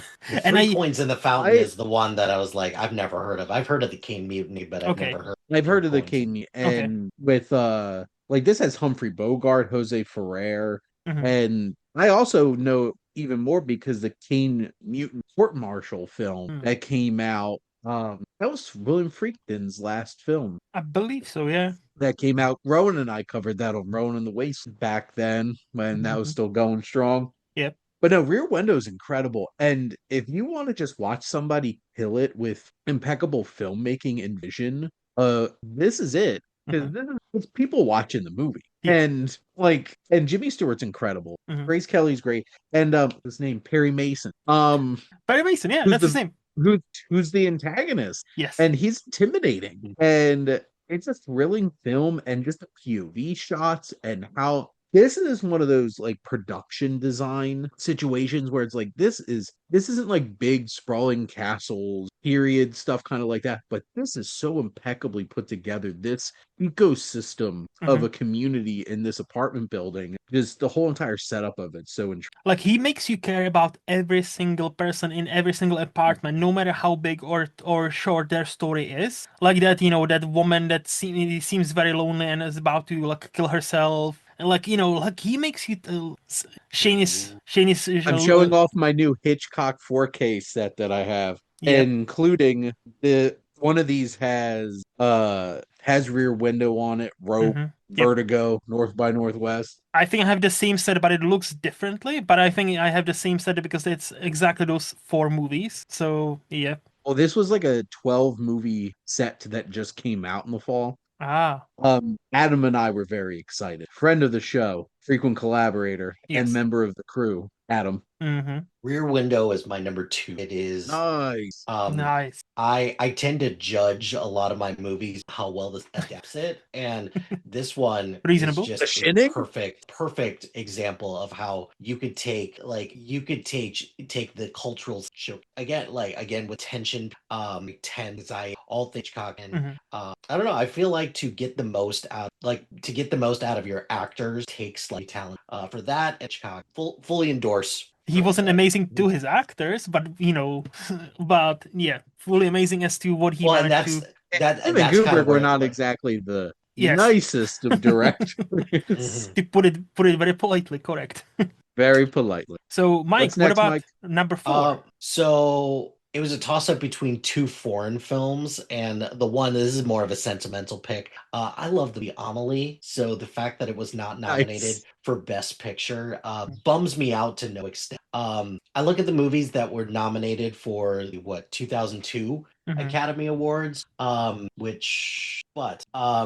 of the Rings, Fellowship of the Ring, yeah, like nominate that all day every A Beautiful Mind. I also do not mind Moulin Rouge for in a different category. Then you have, In the Bedroom and Gosford Park, which I've never seen. In the Bedroom, I've seen Gosford Park. Gosford Park's fine to me, even though it definitely has some like funny, but if yeah, I guess that's one thing that like, we've kind of talked about throughout the progression of this conversation is like, okay, if you nominate this one, what are you taking out? And that's where like it just becomes a simple math problem Mhm. after like before 2009 or 2010, when it's like, yeah, we'll just nominate everything, I guess. But with Amelie, I think just the whimsicalness of it, just the overall lack of support that the Academy has had for, or the lack of support the Academy has had for foreign film, doomed this from the get go. I get it. This is not a movie for everybody, unfortunately, even though it's like, to me, it's just one of those timeless, fun story. And weird. It's Mhm. weird. It's super weird. It's French. It's French, yeah, and Very French. I just I just rewatched Ratatouille recently, or last night actually, and I hate to be rude, but we're French and we got to cook, and Linguini is like, couldn't you have said we've got it instead? But the like Amelie is just like a personal favorite. I adored it, and although it was nominated for best foreign film, it didn't win that either. So that I'm a big fan of Jeunet and Carol, just, and with Delicatessen, The City of Lost Children, and Amelie was Jeunet going off on his own. And it's such a strange rom-com in such a fun way. It's so damn charming. And, they nominated Chocolat for Best Picture the year before. So, like, why couldn't you have nominated Amelie? Because they didn't have to read subtitles, Shane. I guess. I guess so. To be fair, they also did nominate Crouching Tiger, Hidden Dragon for Best Picture the year before too. well, But they've that done, had Ursula, yeah. Well, but and then and that movie's couple awesome. couple Uh, years before that, you had also Life is, El they had the Man. a beepity boppity bee all through the '90s. Yes. No, Amelie is Oh, awesome. I need to rewatch it. But like I cannot really contribute much to Amelie because I've only seen it once. I thought it was delightful, but I need to rewatch it. It's been like 20 years. alrighty. My next one is The Big Lebowski. Of course. Um, so the more and more I watch this, I just realize how complex and layered this movie actually is. And I had a moment when I watched The Long Goodbye for the Wasteland watch list and realizing that this is literally a spoof of them in Yep. many ways because the Coens love Raymond Chandler noir novels, Philip Marlowe specifically. And Robert Altman took a Philip Marlowe novel, turned it into an LA contemporary 70s PI story. And that's exactly what the Big Lebowski is, except he's not a PI, he's a bum. And people think he's a PI. He's a brother Seamus.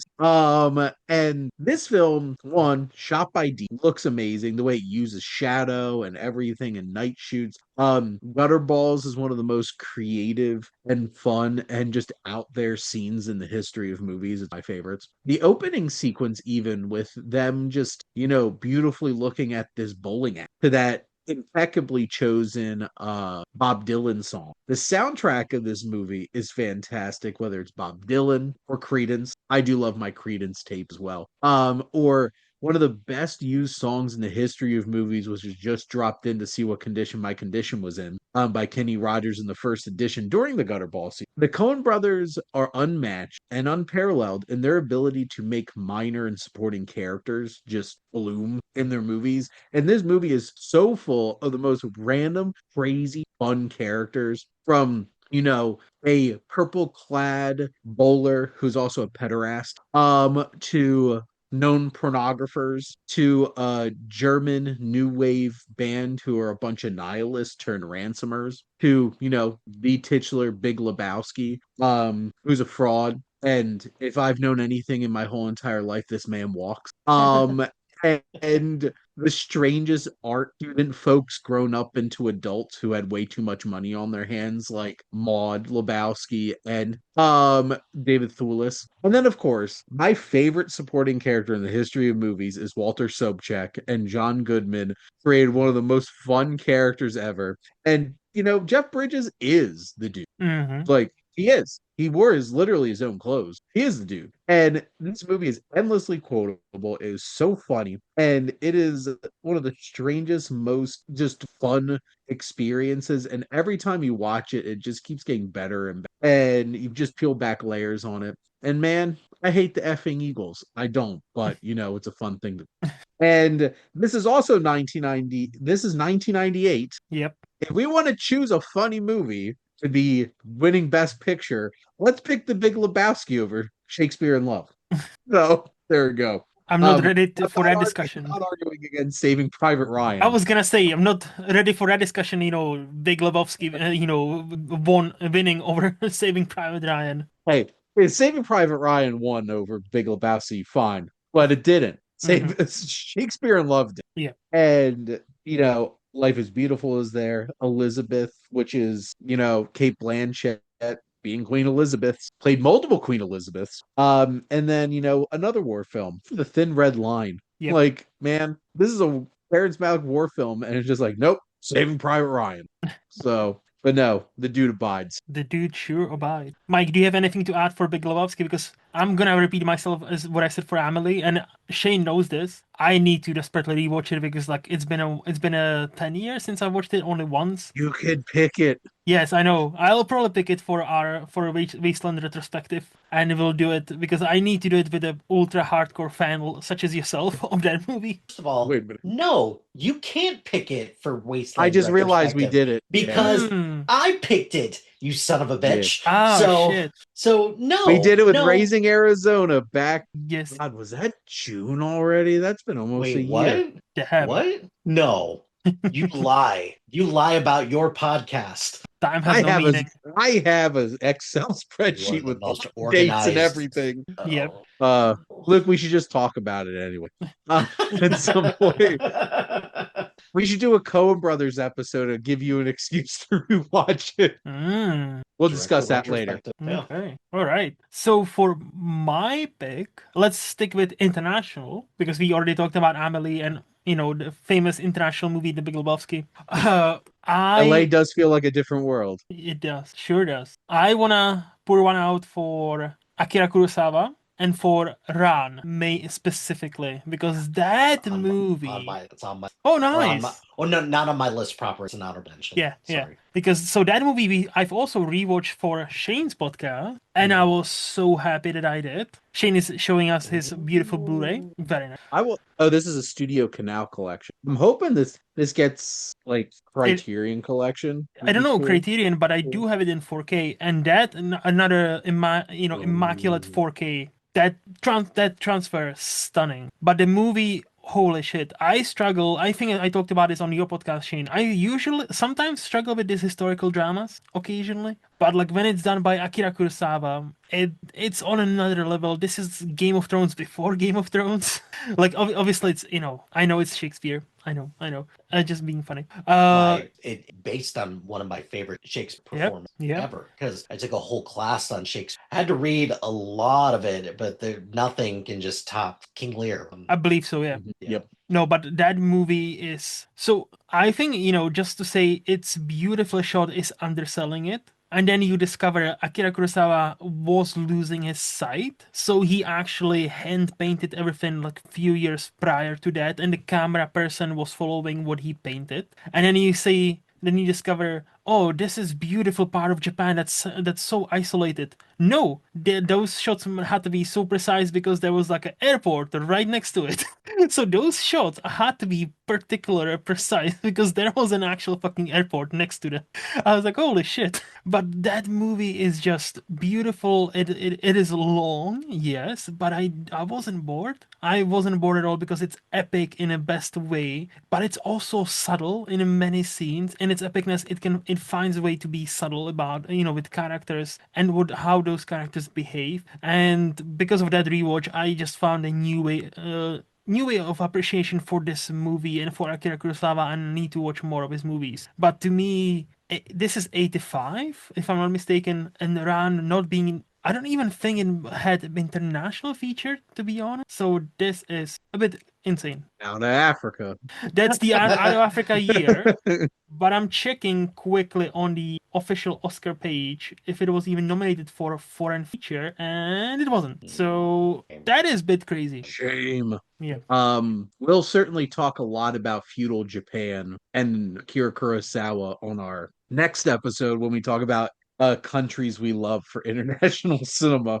Mm-hmm. Mm-hmm. Spoiler alert. But Ron is epic. It is gorgeous. It is some of the most striking visuals I've seen in him. And I added that Studio Canal 4K to my upgrade wish because I would love to watch that. It's beautiful. So just incredible. And if they didn't have a falling out, how fitting would it have been if it was Toshiro Mifune? But still an incredible lead performance. Yes. Because Kurosawa worked with some of the greatest Japanese actors in the history of Japanese.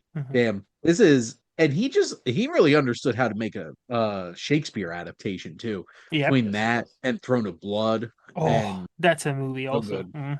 I could have just made a whole list of Kurosawa films that deserve to win Best Picture, but that was not the task at hand. I mean, between Kubrick, Hitchcock, we could have. Yep, just those movies. Those three. We could each picked one. Yep, 100%. This is what, so.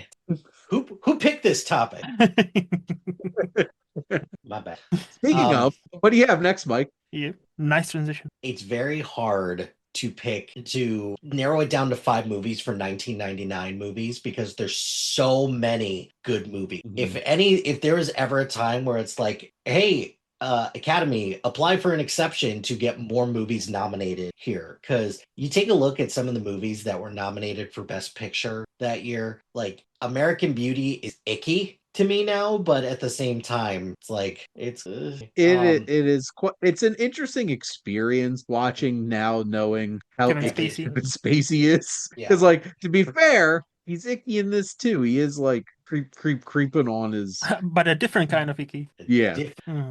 Then you have The Sixth Sense, which a rare instance where a horror movie gets love. The Green Mile, The Insider, and Cider House Rules, those all feel like standard. Oh, like maybe not The Green Mile as much, but it's weird, but it's still like a period piece with something to say. So yep, and both are great movies. You know what great film is missing from this bunch? The Matrix. That was on my list, so yep. Like the Matrix, because like to me, The Matrix and Everything Everywhere All at Once will go down to me as like movies where I wrote off the trailer and I was like, what is The Matrix? It was like, don't care. And then when I went to go see it, it was like, holy shit, I was wrong. And granted, it won all of the technical Oscars, which it definitely deserved. If there was ever a time where it was like, hey, Academy, stunt people, you should probably give them an award for something like this. Seeing how Chad Stahelski and David Leitch were both on this movie, and it's just like, look what they've done since. Yes. Right? Yeah. Just what a perfect time for a movie like this to come out as Mhm. well. So The Matrix to me will go down as like one of the greatest theater goingances that I've ever had. It was so unbelievably fucking loud watching that. But it was awesome watching those fight sequences, just the visual effects, the bullet time, just like give the movie a nomination just for, you know, the innovation of bullet time, right? But no, we can't. It's too out there. We can't do that. Like, it's just, it doesn't fit in our very carefully crafted mold of what we think a sci-fi, or what we think an Academy Award nominated film for Best Picture Prestigious. should be. Yeah, It's not prestigious cinema. Yeah, it's not film. It's a movie. It's not film. Yeah, it's not cinema. Yeah. Despite the So- fact that this is way deeper thematically than like almost every other movie nominated that year at the Oscars, it's just, whoa, I know kung Whoa. fu. Yeah, And, that's like, that's your takeaway from this. Mhm. yeah. I Not you.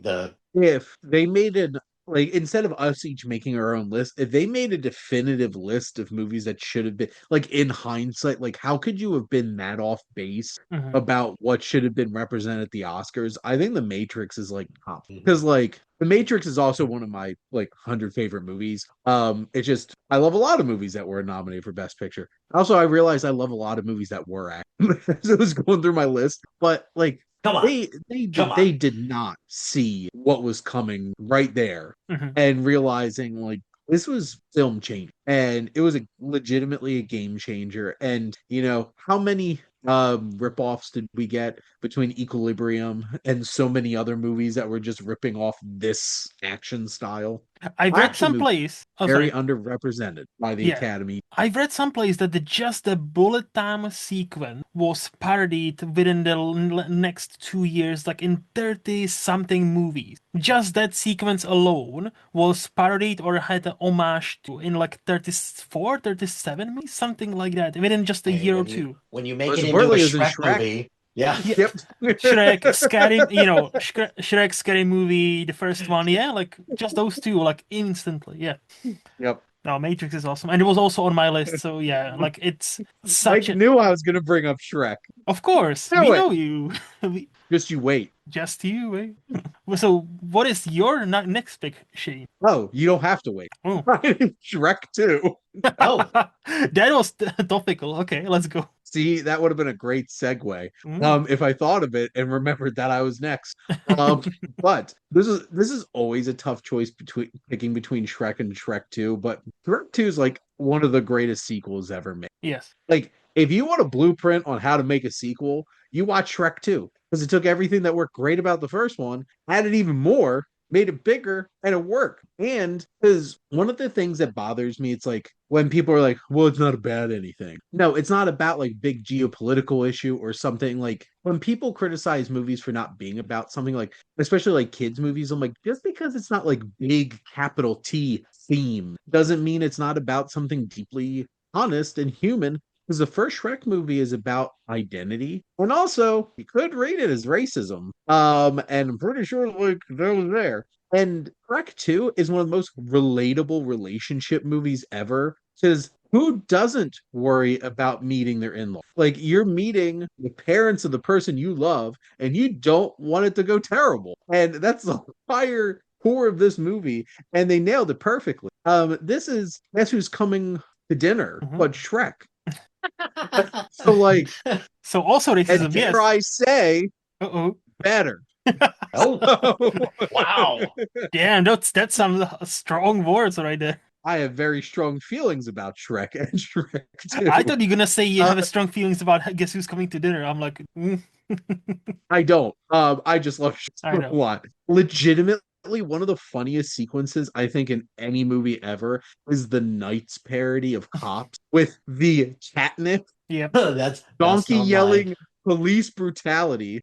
And what also the sight gag of them using actual like pepper grinders as Pepper spray, hilarious. And the fact they made an OJ joke when they're like, we have a white Bronco going through the forest. I'm like, when I was old enough to get that joke, I lost it. This movie is so funny. It's so quotable. Puss in Boots is one of the greatest sequel added characters ever. Yes, And Yes. absolutely. Antonio Banderas, hot off the tails of making The Mask of Zorro, was the most inspired cast. Puss in Boots, just all of it. The casting in general. Jennifer Saunders. I didn't understand her game when I was 13 years old when I watched this movie, but her as a fairy godmother is one of the best like animated villains ever. Yeah, And her rendition of Holding Out for a Hero is a certified banger. it And that is. whole entire sequence, it's incredible. And there's some unhinged jokes in this movie outside of the ones I already mentioned. And watching this as an adult, I'm like, oh my God, they made a thong joke about Pinocchio wearing ladies' underwear. Yep. And the whole action sequence and the climax is great. It has true love, plenty of humor, adventure, fantasy, and a killer soundtrack. Shrek movies Does always, that like they always do. And I played Accidentally in Love was my wedding song when we kissed when we got married, oh and it just blasted out of the speakers. I'm just like, this is a perfect moment. And Nice. that opening sequence lampooning so many things from Lord of the Rings to yeah. Spider-Man from here to eternity Yep. with Ariel getting yeeted out into the ocean. Just yeah, this movie's perfect. And going back to 2004, Mhm. yeah, we could kick out both Finding Neverland and Drag. So we could put Shrek 2 Yeah. and Eternal And Sunshine of the Eternal Spotless Sunshine. Mind. Both of them. Yeah. Yeah, there we go. I would I'm ju- done. I would just add, so Antonio Banderas is such an obvious casting pick, but it actually worked because it was so obvious and it was perfect. That's why. And He I committed. He committed though. exactly. That's the Living thing La that works. Vida Loca. Luca, yes. And only thing you haven't mentioned, because I agree with all your points, I also love Shrek 2. Only thing you haven't mentioned is the pacing of this movie is brilliant. Like it's not too long, it's not too short. It's paced beautifully. You cannot even stop and be bored for a second. Whether it's a new joke, whether it's a new character being introduced, whether it's something, the movie is paced so beautifully. Like it just flies by, and you're having the best of times. Like I still remember watching it and rewind on a DVD and rewinding that. I need a hero sequence because that sequence is my favorite out of that. Like this is just beautiful. It it's again just another genre that is grossly underrepresented at the Academy Awards Best Picture. There's only been what like it's definitely Beauty and the Beast not was nominated for Best Picture. Beauty and the Beast, which that one's even more impressive because that only had 5 nominations and that got nominated for Best Picture. What is it? Up up. and Toy Story Toy 3. Story. That's and Mhm. it's crazy because animation has been around for almost 100 years. The fact that like almost never gets nominated It's for just for kids. it sucks because it now has to have its own separate category as a pity. Like it's pretty much a pity fuck. That's what it is. It's like, oh, cool. And Shrek took that first I one. was gonna say It Shrek. sure Proudly. did. Yep. Which this lost to The Incredible, I'm pretty sure. So I'm like, Can't get too mad at that, but I'm still. not Yeah. going to argue with people about that. Yeah. Not everybody loves Shrek as much as I do, but The Incredibles is arguably the best pick. So I would vote for Shrek 2 instead of Incredibles, but I'm not as high on Incredibles as others are, but I still like the movie. But definitely Yeah. not my best picks are, but I would pick Shrek. we're churning some stuff right now. Uh-huh. Way to go, Shane. So animated film I know, to right? pick. What a year. Can I Oh, tell my quick aside about how I didn't get to see Shrek 2 in theaters? Oh, really? God. So my aunt took my brother and I to the movies, and 13-year-old Shane wanted to see Shrek 2. 14-year-old my brother wanted to see White Chicks. And my aunt's like, no, we're gonna go see the Terminal. Which is why which is No. why I hated that movie's guts until I rewatched it for my Spielberg series and let my bias from that experience go. It's a sweet movie. It's not Shrek. It's not And I Shrek did 2 at all. my buddies Kevin and Dave went with me to go see Shrek 2 for its 20th anniversary in theaters. So yes, I did actually get to see Shrek 2 in a theater finally after 20 Nice. years. And it was worth it. being one of the only grown ass people in there without any kids. So You were like the Adam Sandler meme from what is it, Billy Madison? yes, and I was proud of it. Yeah. Yeah. So I am surprised nobody mentioned this movie, so I'm gonna do it now. For my number 5 pick, I'll go in a year where he's won for the Schindler's List. The other movie was not even nominated, which is Jurassic Park. See, it's so first of all, Perfect movie. he makes Schindler's List and Jurassic Park in the same year, just back to back, like no biggie. Okay, Just casually. like I read a story that he made Jurassic Park first, and apparently, besides like the animatronics like failing here and there, it wasn't as big of a pest as the Jaws. That shoot was so flawless. He called up his buddy George Lucas, Spielberg did, and said, "Hey, can you finish last couple of days on Jurassic Park? I'm about to go to Poland to film Schindler's List. Thank you." So apparently, last couple of days of Jurassic Park was done by uncredited by George Lucas because that shooting was quite smooth. So he's like, "Oh, buddy, can you just do this?" I was like, And he's like, George can't mess it up.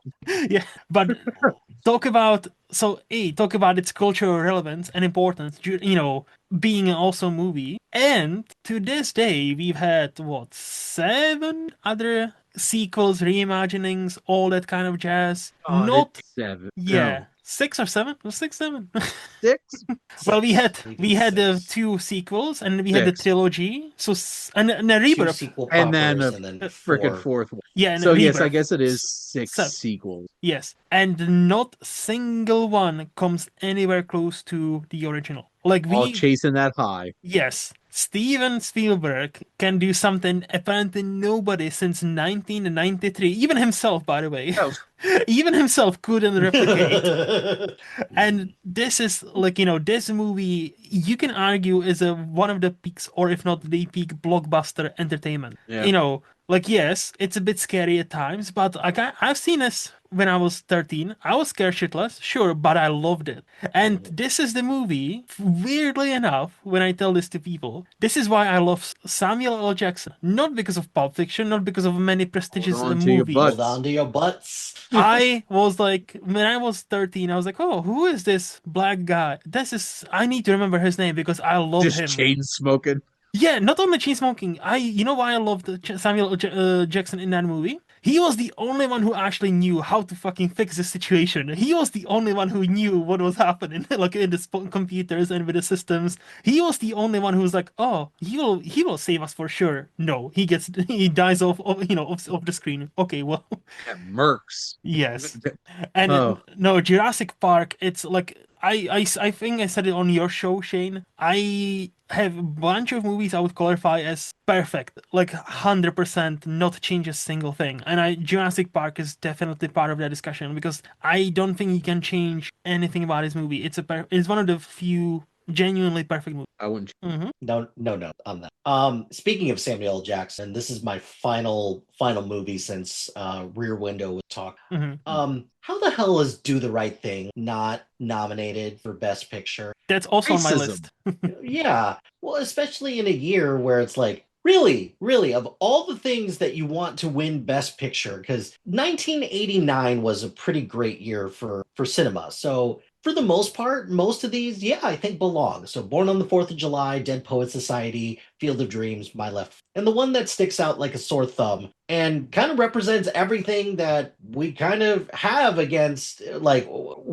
that Do the Right Thing is trying to say is Driving Miss Daisy. It's like, how the hell are you going to give Best Picture to Driving Miss Daisy when Do the Right Thing is like, really? Really? Right there. Really? Like, Right there. Tell me that you're tone deaf without saying that you're tone deaf, right? So between this and there's another Spike Lee movie that I very much considered as another possibility, but I don't know. Do the Right Thing is one of those movies that it will stay with you for a long time. And the fact that in hindsight as well, my God, this is still so incredibly relevant today. What was it? Tina Fey and Amy Poehler talked about Selma, where at the Golden Globes, where it's like, Selma, a movie that tells a story of Martin Luther King, who, in the civil rights movement, that totally worked and everything's fine. No. Yeah. So do the right thing though, between just the characters, the themes, the music, just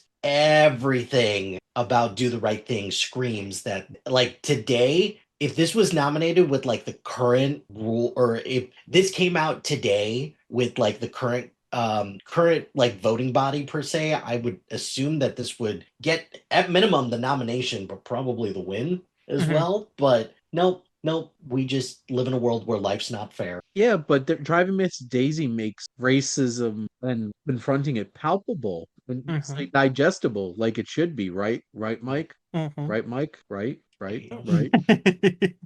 I all love the So all thinking the about I'll it. good admit all the good graces that we taught that was built up from our Shrek moment is It's now all gone. gone. it's all gone now. I will admit, I watched Do the Right Thing young, and I My was not computer's prepared for glitching that now because it's conversation. gone. That's It's like I watched that, and one of my biggest takeaways was like, why are they picking on Italian people?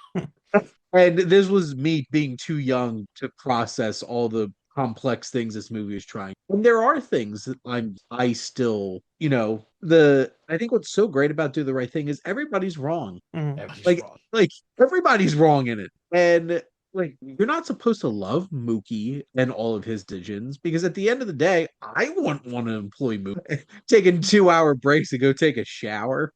Um and stuff like that while you're supposed to be working. And like as an Italian American, I have certainly experienced my own people putting prejudice upon me, but also, a lot of Italians are very prejudiced themselves. And I could speak from firsthand experience. And watching this movie, I'm like, pretty accurate. Mm. And all of this is so complicated, and that's why it's so important and significant and so powerful. And specifically, just there's few directors with a vision quite, and I don't think the Academy was ready. No. Oh no, they I don't definitely. even think they're ready for him now. Like between Black Klansman and Five Bloods, and now were you referencing Malcolm X also Yeah, not getting nominated for Best yeah, Picture? yeah.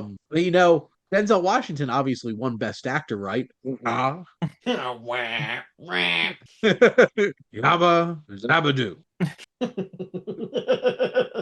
No, this was also on my list, Mike. So thank you for knocking it out. I'm just gonna add to what do you guys look? Yes, you're both totally correct. I'll just gonna add I only watched it once and it stays with you. And I Mhm. think Shane, I think Shane, you said that. I think they were just not ready for something as radical back in like 89. And because that movie screams at you, like, Yeah. and but also it makes you like you are there. Like Spike Lee transcends you, like transports you into that one hot day, and you're sweating with with them characters. You are in there, and not many movies can transport you so you feel like you're actually in there with those characters and understanding, hey, this is just a boiling pot and it's about to explode. Like, there is just, just give it a few seconds, give it just a few seconds, and this pressure cooker will explode eventually. And then when it does, it will be brutal. And I think, and I only watched it once, but I still made such a huge impact. Spike Lee, I genuinely think they were just not ready to process it. And yeah, the Driving Miss Daisy winning Best Picture is just a cherry on top of that shitty Yep. cake. Yep. Yep. Sure is. Well, my last one, because one of mine had been Mhm. talked about already. And this has been highly like very forcefully referenced already on the show. I wonder what that And no is. surprise to anybody, it's 2001: A Space Odyssey. What? What? As I sit across from my HAL 9000 Christmas ornament I have in my office here, and my immaculate 4K steelbook of 2001 that I have up on my shelf here. This movie is one of the greatest feats of filmmaking ever. And Mhm. there's a reason why they gave it a special effects Oscar, Well, because yeah. how the hell did he make this movie in 1967? Mm-hmm.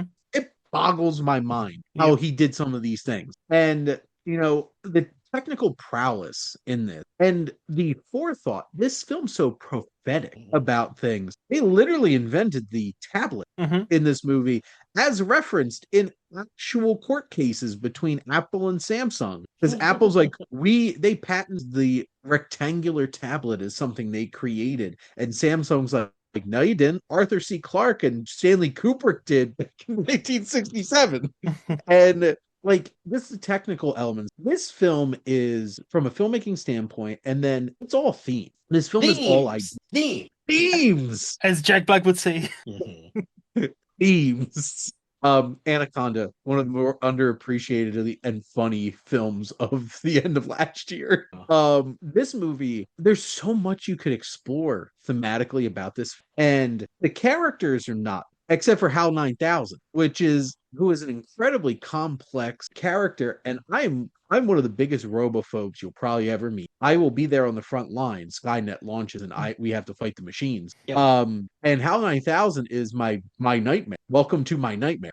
And you still somehow feel kind of bad when he's like when Dave is destroying his brain and he's slowly going mad, and you're just like, this is kind of sad, honestly, a little bit, even for me who hates HAL 9. I'll admit, I used to sit behind my friend Dave in finance class in college and would occasionally type out on my graphing calculator, "I'm sorry, Dave, I'm afraid I can't do that," and occasionally just put it over on his desk. And the Dawn of Man sequence is one of my favorite sequences. The visual storytelling and just the monolith, the music choice, all of this. And I hear so much discourse about the editing Oscar, where it's like, how can a movie that's 3 hours win best editing? It's so long. That's not what editing's about. If you want to understand what editing is about, look at the shot when that ape throws that bone up into the air and it's a spaceship. Yep.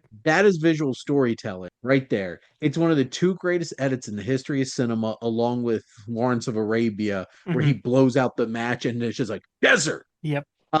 This is an incredible film, and the Academy definitely wasn't ready for this. To be Best Picture, nor was like most of society, to be perfectly frank. And Stanley Kubrick doesn't care if you don't get it or what you think about it. It's just you got to think about it, and I like thinking about it, and that's one of the cool things. And also, just I've never done drugs in my life, but I feel like I did when I watched the Beyond the Infinite sequence in this movie. Apparently, that's how the movie made some kind of money, because from what I understand, there were reports of people who used to enjoy LSD going to see that movie because it was cheaper to go see the movie than actually buy an LSD for the last 20 minutes. Oh man. I wonder how they felt sitting through the first 2 hours. I know, right? No. And to get to their trip. Is that how long LSD takes to kick in? I wouldn't know. I guess if you're patient and cheap, it depends. Let's go see 2001: A Space Odyssey. Only thing I'm gonna ask Shane to you, you made a point like nobody was ready. How the hell did Stanley Kubrick did this kind of these visual effects, right? I think it was on a set of Moon Landing. It's the answer is right there, sheeple. Wake up. We have been to the moon, people. That's how. We've been to the moon. Allegedly. That's what they wanted. And let's just look at 1968 for a minute. Nothing against Oliver. Oh, yeah. Which won Best Picture? Funny Girl, Rachel, Romeo and Juliet, and The Lion in Winter. So, there was space for this. Space! There you go. You're welcome. Movie in space. You're welcome.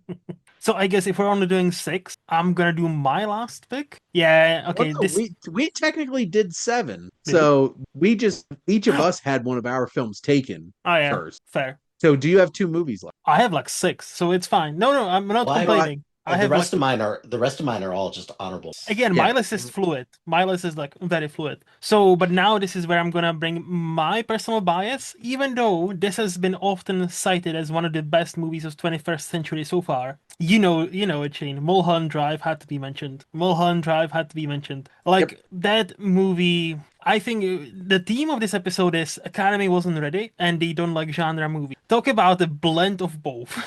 Nobody was ready for Mulholland Drive, and it's definitely a genre movie. Which genre? I'll let you pick. There's about 5. But it's just such a dreamlike movie. It talks openly and criticizes openly Hollywood. So I think that's also why they probably didn't nominate. Even though... Well, if they got that. If they understood the movie. Yes. I was making fun of them. But the DGA still actually nominated David Lynch for Best Director. That was the only nomination for this movie. Weirdly, just Best Director. David Lynch for Mulholland Drive, which is weird. But okay. but deserved, by the way, so deserved. No, but this movie, like, it's my second favorite movie of all time. I've rewatched it in a cinema this year. It was a beautiful event, despite me being sick.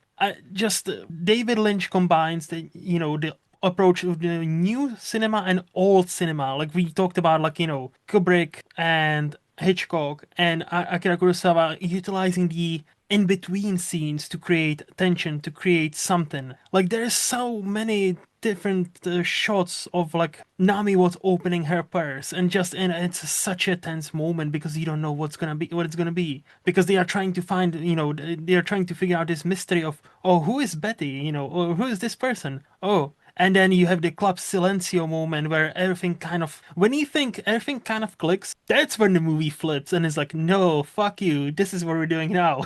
And it just, the last 40 minutes, it's wild, it's intense. Suddenly, if, on my many rewatches, you notice, oh, hey, this is out of sequence actually. So this is the last 40 minutes you also need to remember it's out of sequence. This is not linear. Most of the movie was linear up until that point. It's a puzzle piece for you, waiting to be solved. There is a solution to it, but like ultimately I'm at the point where on my sixth rewatch, I think, I don't really care about the solution. I'm just there from the opening moments, just on the Mulholland Drive and, with those characters and enjoying this weird, dreamlike Hollywood slash life slash horror movie slash drama. Yeah, that's mine The only unlocked. genre it is Lynch, yeah. Genuinely, like he transcended cinema itself. I'm not even joking, to be honest. Like On it is. So we start to say Lynchian for a reason. Like many, not just me, many people say, "Oh, this is Lynchian," and many, especially this movie, many filmmakers try to replicate, and many have failed because they're not David Lynch. they are not David Lynch, but also for all its quirkiness and for he never does it all. Look at me, I'm a quirky boy. Haha, I'm just being funny. I'm just being silly. I'm just so quirky. There's always a point, but it's about you, whether you want to actually dig deep. And because many times it's uncomfortable what he's trying to tell you, and many times you probably don't want to know what he's trying to tell you and what this scene means and what this character means. Like Blue Velvet, it's also like we talked about that. Everything is nice and quiet, and nice and blue, and fences are white, and sky is blue. But on surface, everything's perfect. But if you dig Do deep, you leave the ear yeah, or do and you go down the rabbit hole? exactly, and Do you Mulholland, go to Oz? yep, and Mulholland Drive, I genuinely think it does that kind of like if you want, you can fuck with this movie on base level, and I think you will still be fine. And if you wanna fuck around on a deeper level, or you can open 10 doors like in this movie alone. And yeah, it's getting close and close to this be my favorite movie of all time. Like it's a really I think I still need to watch S5. fair. I've only Fair. seen it once, and the first time I saw it was like, I'm high. Yes, yeah. No, I cannot blame anybody who feels like that because I'm like the first time, like I said to Shane, first time I watched this, I was 12, I think, 12, 13. So I was way too young to watch this, Mike. And I knew I was confused as fuck. I was like, I don't know what I just watched. I don't understand this. I'm a dumb teenager. But I understood one thing. I felt how I felt watching it and how I felt when the movie finished. And I was like, I feel like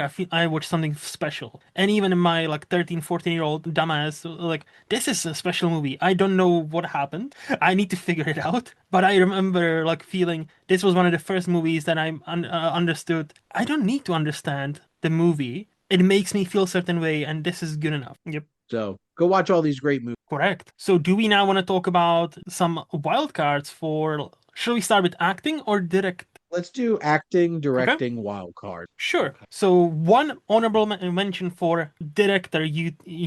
How they never been nominated. So, Mike. So Are we doing actor or director? Oh, I sorry, thought actor. I Sorry, thought sorry, sorry. I was Wait a minute. Sorry, I spaced out Like for a second. tour. Actor, yes. acting category is tough because there's a lot of people Yep. who not been nominated at all, and there's people who should have been nominated for something. Like even within a film, it's like, how did this person get nominated and then this person did not? Yeah. So this is kind of going to encompass a genre, or kind of an underrepresented genre, but also an underrepresented form of acting in general, which is mocap. So Andy Serkis Like, come on, like, how on earth can Andy Serkis not get any love for like pioneering this technique of acting and also like between the voice work, especially in an age when like if we look at the people who win Best Picture or Best Actor or Actress, overwhelmingly, a lot of these people are depicting people in real life. Like we talked about like the biopic and like, how that is something where it's increasingly getting, like, hey, in order to be nominated, you have to like portray somebody in real life. Yep. Look Certain at role, yeah.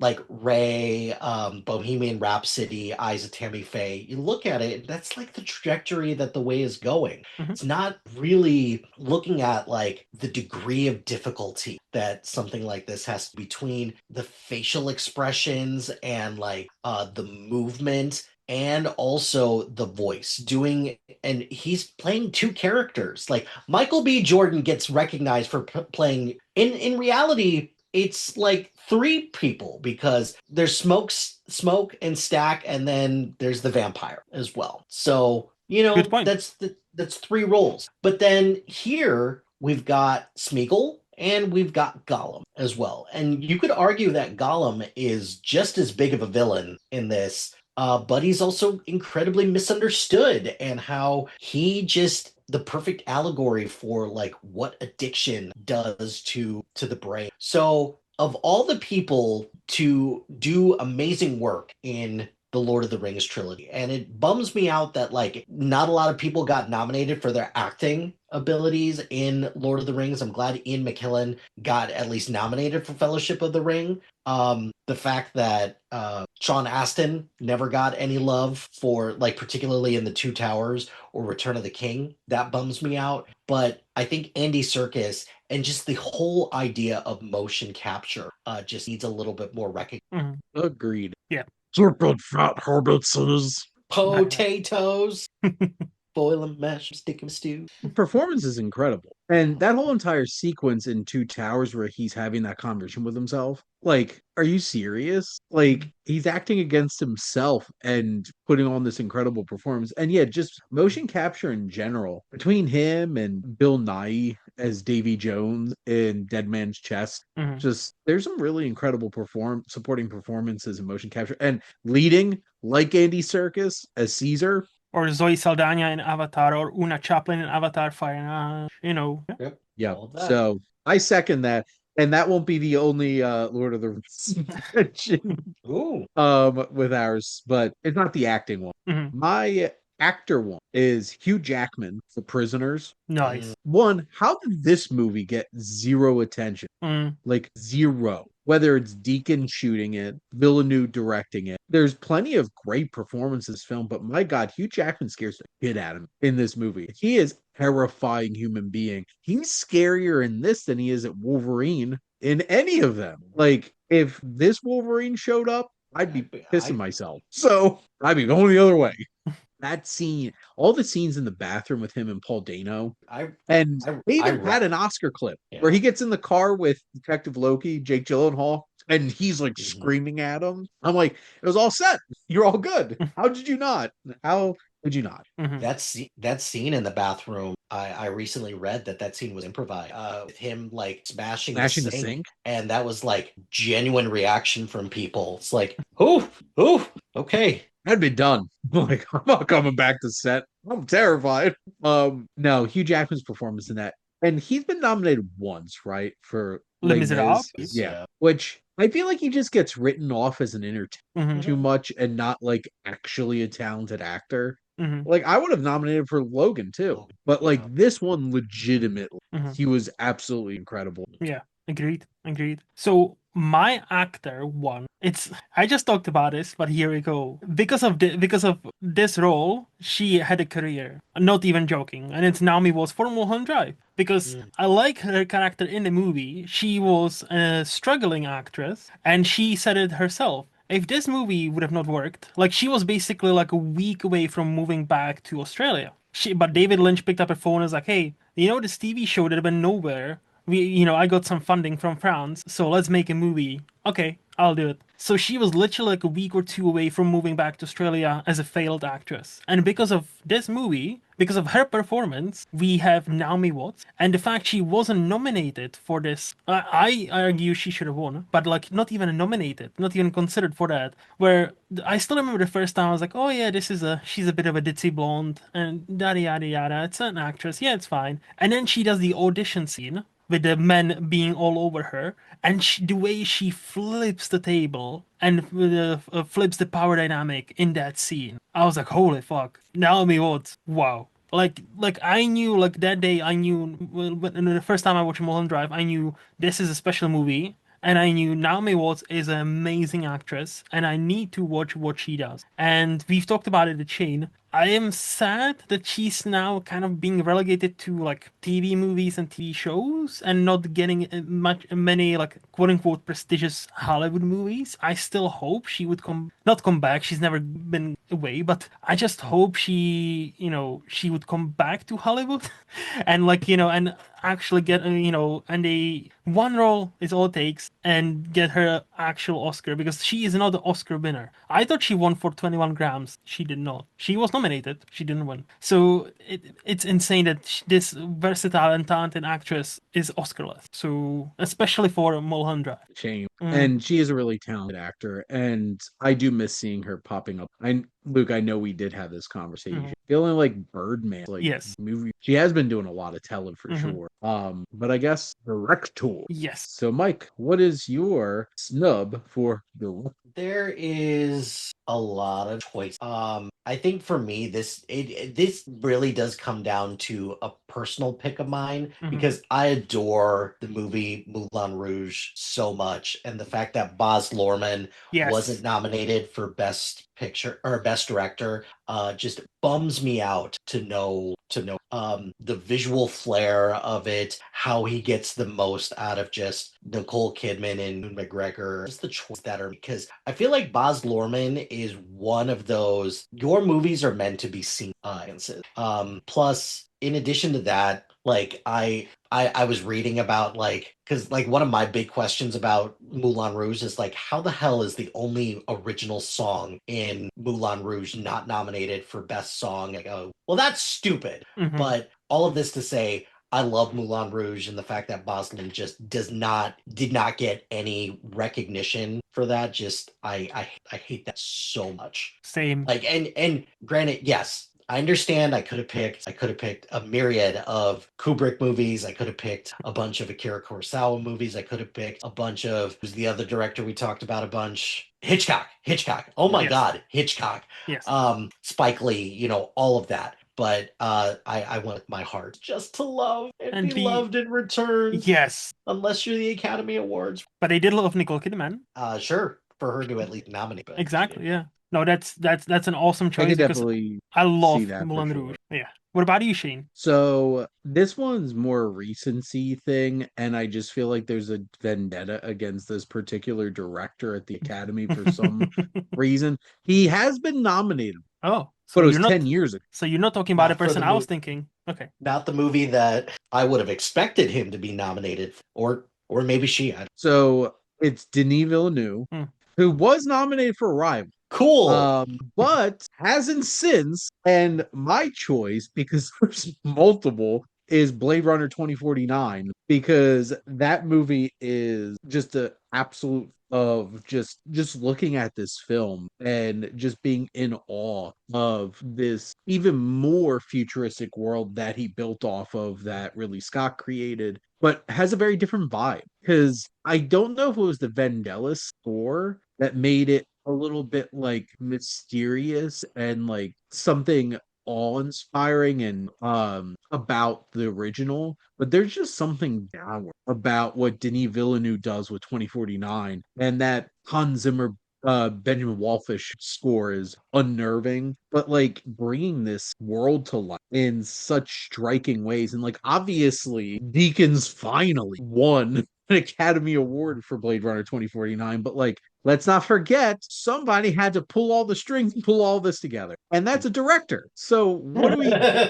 so it could have easily been Dune or Dune Part 2. I'd probably lean more Dune Part 2, But we'll have to see because like is he gonna get his Lifetime achievement praise for for Dune Part 3? Because he's going up against some heavy hitters this year too, because Christopher Nolan has the Odyssey as well. So like Spielberg has a disclosure day. Spielberg has a movie.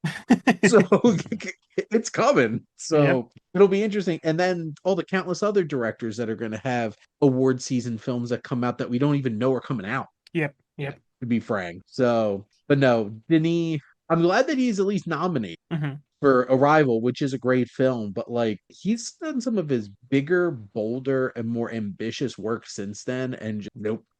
So my one is a bit of a cheat because this person has actually been nominated and now won. But once I say why, I'm mentioning him.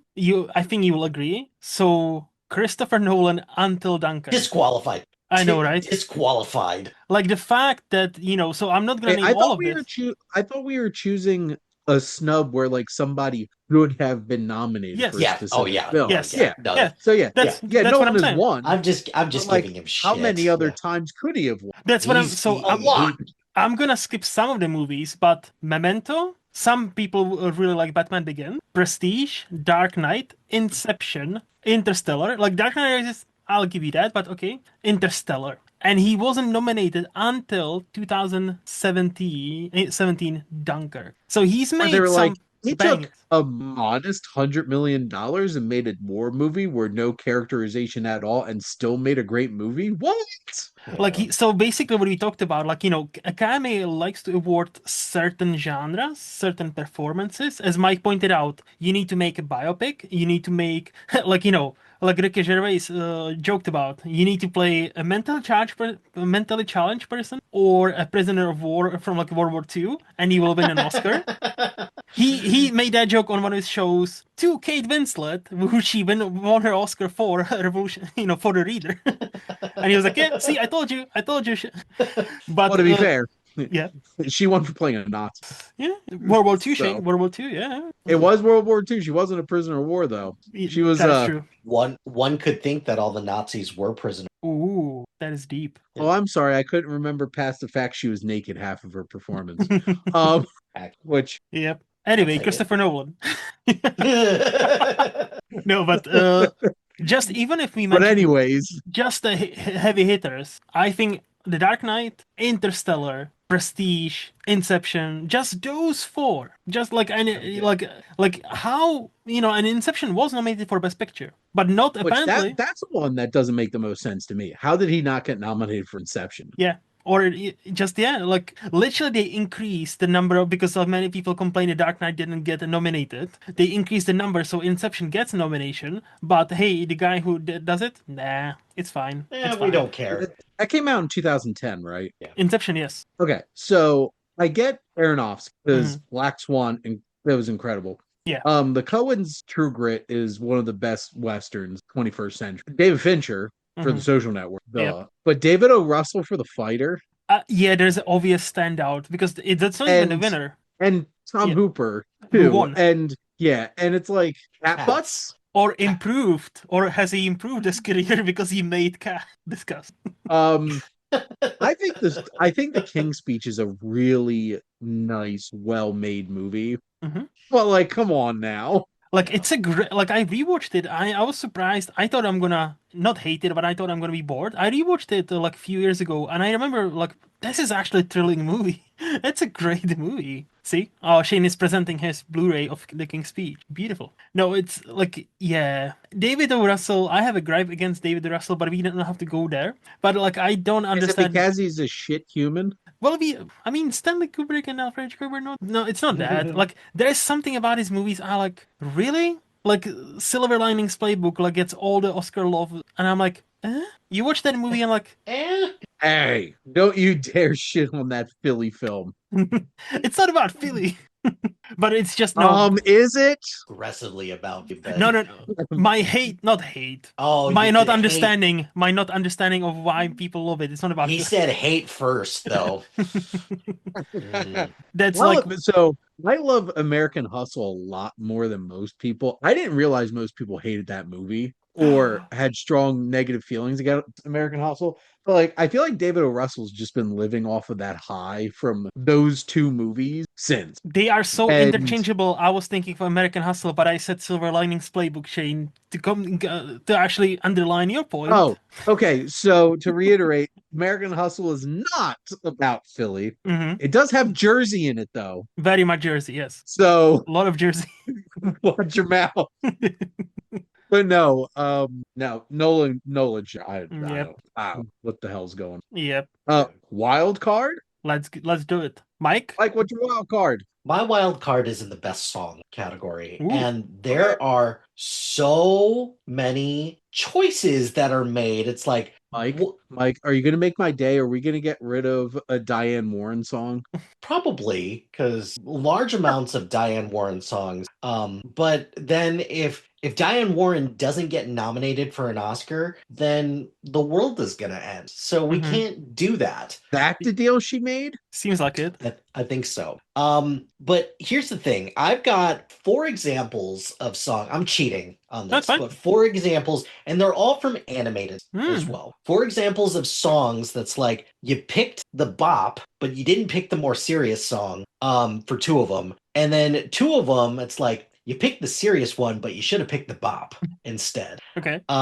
Actually, no, it's 3 and 1. So the serious one, or the one where you pick the serious one, but you should have picked the bop. You should have nominated We Don't Talk About. Like, just plain and simple. You should have nominated that one. And then the 3 It's a banger. It is. the 3 songs where it's like you picked the bop, but you should have picked the more serious one. I don't understand how we live in a world where part of your world from The Little Mermaid doesn't get nominated over Under the Sea. Under the fucking sea? Really? But Mike, did they do a Jamaican What? accent? Touche on that. I'm even gonna call out K-pop Demon Hunters. I was for this gonna as well say because a lot of people kept saying that like Golden is the song that like is gonna unite the world. It's like, no, it's not. This is what it sounds like is the song that truly unites the world. So if that's the song that if you're picking a song that should have gotten nominated for best song, I would pick This Is What It Sounds Like personally. And then the last one, this is more of a sentimental pick, and I'm wondering, it was the only Oscar nomination that this movie got, but I don't think they picked the right song from the movie because I think the song Up There from South Park is just such a better song where Satan is singing about Up there. Granted, Blame Canada is just the fact that the South Park guys Couldn't they just pick the whole West Side Story spoof where they played all 4 songs at the same time? Sure, yeah, they could have done that. But just I don't know. I think the song That Up Satan There song is like a ballad and a half. it went there, but instead they picked Blame Canada, which granted, that also gave us perhaps one of the best performances that we've ever gotten at the Oscars, maybe ever. Because between that, I'm Just Ken, Not To, just Yeah, great, it's not great not stuff. to. Yes. So yeah. And whatever for all of those, just replace the Diane Warren song. Love to hear. So that's my I hate roundabout Diane way. That's my roundabout way to cheat on this particular Fair. I could have went back and, looked up movies where Ennio Morricone scored it and didn't get nominated and went that direction. But I will admit, my favorite Oscar category is cinematography. I love cinematography. And I have a gripe. And this might sound greedy, but I'm going to do it anyway. How the hell did Andrew Lesney not get nominated? Nominated for Return of the King? How did the lighting of the beacon scene not even get that movie nominated? And sure, I will entertain that it still would have been a tough competition to win because of Master and Commander, also a really well shot film. But Return of the King should have 14 Oscars. I'm sorry. Actually, 15, potentially, with Andy Serkis thrown in there too. I'm going to be extra greedy. No, the fact that Andrew Lesney didn't get nominated for cinematography, despite the fact that he got on the previous one. So the other 2 are just fine. This one, nah. No. What? Boggles my mind. Still boggles my mind. And this happened 23 years ago. It's even going here. But whatever. Sorry, I miscounted. This should have 13 Academy Awards. 12 with this one. It won 11, Yeah. which is tied for. Hmm. I don't know what the hell is I think you were numbers. thinking the Yeah. number of nominations. It had 14, you know? No, it got 11. It's the Please. only of the film of the three. It's the only one of the three that actually won all of its nominations. Ah, okay, okay. Ben-Hur had 14 nominations, I think, and won 11. And I think Titanic had 13. But Okay. no, Return of the King swept, despite the fact that like it still had nominations it should have. But whatever. Fair. Whatever. And Luke. So Take us home. yes, so I will also cheat, and this might be a recency bias, but my wild card is these Oscars that just happened. A lot of categories, no other choice. Like Yes. this was such a like I thought So it was bad like a about it. shoe-in for many categories, if not at least like international, At if not least one. at least the one. Because when Shane, you started a sentence, this guy has never been nominated. Well, no, he was nominated at least once. I was like, Oh oh, so you're not talking about Park Chan-wook. Okay, no. so I am. Because, No. like, this fucking Yeah. guy, Yeah. to this day, and we talked about this many, so I'm gonna keep it short. To this day, zero nominations for any, not just one other choice, for any of his movies. And if you go through his filmography, like he's a modern day master. He is a modern day like he is. I would put him up there when it comes to like maybe one tiny step below Hitchcock, Spielberg, and those. Like a very tiny though. Like every movie he does, it gets closer and closer. Yeah, Shane is showing in The Handmaiden, but exactly. Just rewatch this, and every scene I'm just like, look how impeccably directed this is. Yeah. Look how amazing this is. Would it have been a shame if this got nominated for anything? And no other choice is the same. Like you can even argue no other choice is even better. Like, but both are stellar movies. Both are 10 out of 10 movies. And the clear omission from this year's Oscar for any love for this movie, I genuinely think, 20, 30 years from now, we'll look back and be like, how was this not nominated? What the fuck they were thinking? I'm gonna Like, have a field day mhm. next year on Oh the yeah, Sif Pop Writers Room podcast, and I already know what my wild card's gonna be, and it's an easy one. please, Like easy. please tell them Luke sends his regards. Yep. I'm 100% gonna tell them it was me, Cersei. It Yes. was me Yes. putting on my making No, my thug life exactly.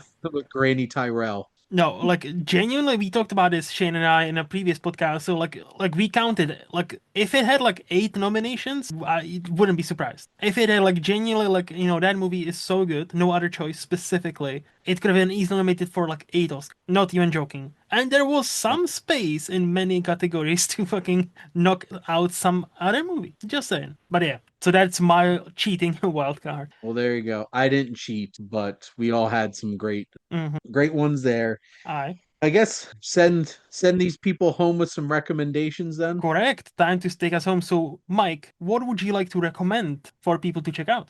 Can I recommend anything? Yeah, open. Like, usually we stick it to movies, but hey, you're the guest, so anything goes. And I know you're the TV Or if guy. anything else for heartburn would be appreciated. We've already covered I that, Shane. You already have the we already have the medicine. so I guess if I stick with movies, no, I'm not gonna do that because No, that no, just wouldn't be anything. me. You're the guest. I'm going to recommend so Amazon a couple of years ago had a series come out called Jury. Mm-hmm. It is bonkers, it's crazy. It's also a little mean-spirited as well because, it kind of just represents a brand of TV show that, like, it's not really my thing, but it worked for me. Well, they came up with another one where they did one about a worker at a corporate retreat. And look, it's not as good as Jury Duty, but I still have the same qualms about it, but I still enjoy the ride. Like, this one's very clearly missing a James Marsden character, but it's still a lot of fun, really solid. Amazon's having kind of like pretty decent years so far between Cross, Invincible season 4, 5, or 4. this most recent season of Invincible. Bruce Oh my God. Campbell, Satan. The This most recent episode of Invincible might be the most brutal episode of television I've seen. Very, That was some very squishy, long time. squishy that I didn't want to hear. Yep. I There was was some not squishy I anticipating did that. not want to hear. As a I person who don't needs to catch up on season 3, please no spoilers. Oh, I'm um just leaving you with the squishy sound Hmm. that you don't want to hear, Luke. Okay. it sounds like what I imagine stepping on grapes would but I didn't need that, Mike. Jury Duty presents Company or Corporate Retreat on Amazon. Check it out if you're kind of if you're kind of needing something to Unwind. fill the gap from a lack of the rehearsal. This Mm. is probably one to. Okay. Shane. So I would like to recommend a Western that I just rewatched for the first time since I saw it in theaters, and it is Hostile. Oh. And this is from director Scott Cooper, who made Crazy Heart and Antlers, and most recently the Springsteen biopic and like Out of the Furnace, stuff like that. This was one of those, it was like I guess in the running for films from 2017, but really came out in January 2018. Mm. And this film stars Christian Bale, Rosamund Pike, Wes Tooty, and a whole bunch of other people. Jonathan Majors, Jesse Plemons, Ben Foster, Timothy Chalamet, a whole bunch of character actors. This is a brutal Western that takes an interesting exploration of your actions and the consequences and overcoming conflicts with others and how, exploring white people's effect on indigenous people in the United States. And it's a really interesting film. It's really well shot. It's incredibly well acted. There's a lot of death in this movie, and a lot of it's and this is not a feel good movie, but it is a heavy, impactful film. And I really don't get the discourse that I saw in Letterbox when I actually looked this up. And there's so many, like, I saw people giving this half a star and a star for being racist and stuff like that. And I'm like, that's a choice. And it's one of those types of films that you really have to hit a special place to be a Western in the 21st century and really impact. And this one was just completely overlooked. And I'm glad I rewatched it. Hmm. As much as I like Letterboxd, the demographic really skews young, and sometimes you can tell there are a bunch of people with not Who hate Westerns. no, or and also not real life experiences. They live in these like bubbles where like this is not how the world works. Okay, but you get your internet points there. It's fine. But no, as somebody who enjoys Letterboxd, it can be a bit, especially when it comes to older movie. Like some people think they're just collecting brownie points by calling out the obvious problems and just like therefore this movie is shit. And I'm like, okay. But my recommend is I'm thinking of ending things is a movie. Oh my. Oh my.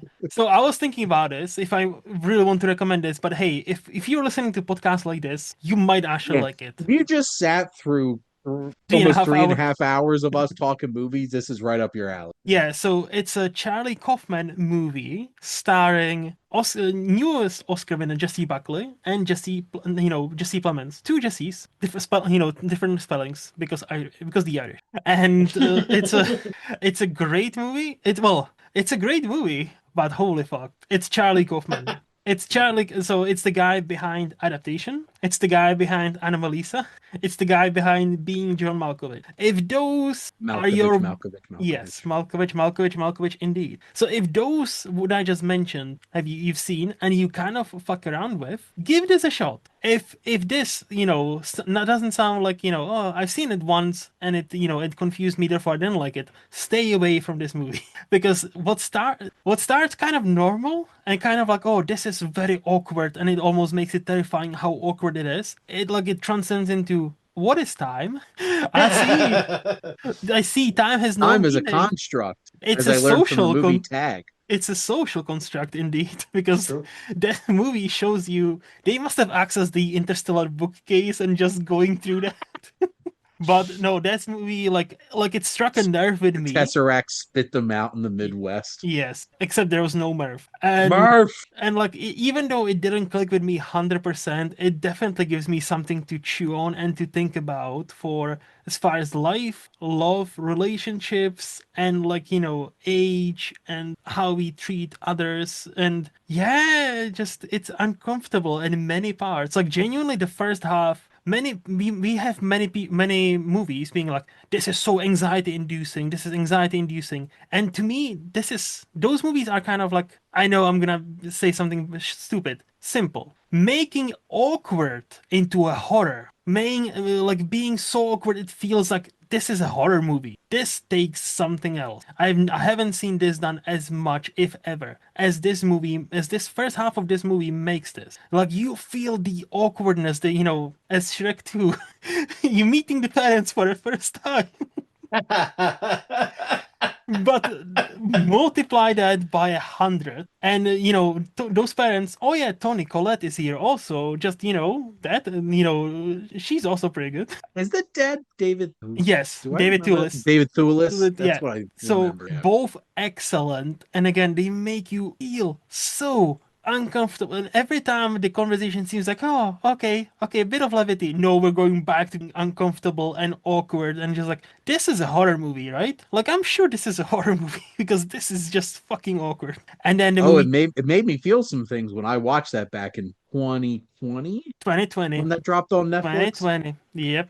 I finally got around to watching that, and yeah, I would. If you're into Charlie Kaufman, watch it. You will like it. If not, stay the fuck away because this is definitely like you cannot recommend it to normal people at your work. I cannot. Not If the normies. when I go back to the office on Monday, definitely not gonna recommend this to anybody I know because like they'll be like, "What the fuck is wrong with you? Why would you watch this?" But for us, yes. Yes, for us, yes. So I guess the moral of the story, everybody, for this wonderful episode is what is life and what is love? Baby, don't hurt me. Hurt me, Mhm. don't hurt me No no more. more. But we can now do something we failed to do last episode, and I'm like, oh yeah, we didn't do this, which is quick plugs. So, Oh. Mike, if people enjoyed our conversation, what's the best place for them to find you? Find me Plat 2. You could follow the other shows, the SP Podcasting Network. I currently host 4 of them right now. I've Busy. got a mix CD, family movie night, SPDM TV, sports ball, and recently. And then you could follow my other show with friend of the show, Nick Farrow, Geek Speak. Mm-hmm. Shane? This is actually more condensed than it used to be, but and that's okay because I needed it. But you Yes. can head over to the Wasteland Reviewer YouTube channel where I review all types of new movies, and I will now have one weekly show, Welcome to the Wasteland, doing my director series. I have a handful of shows over on the SPDM Crew Podcasting Network, including this one. And thank you. Thank you for the platform.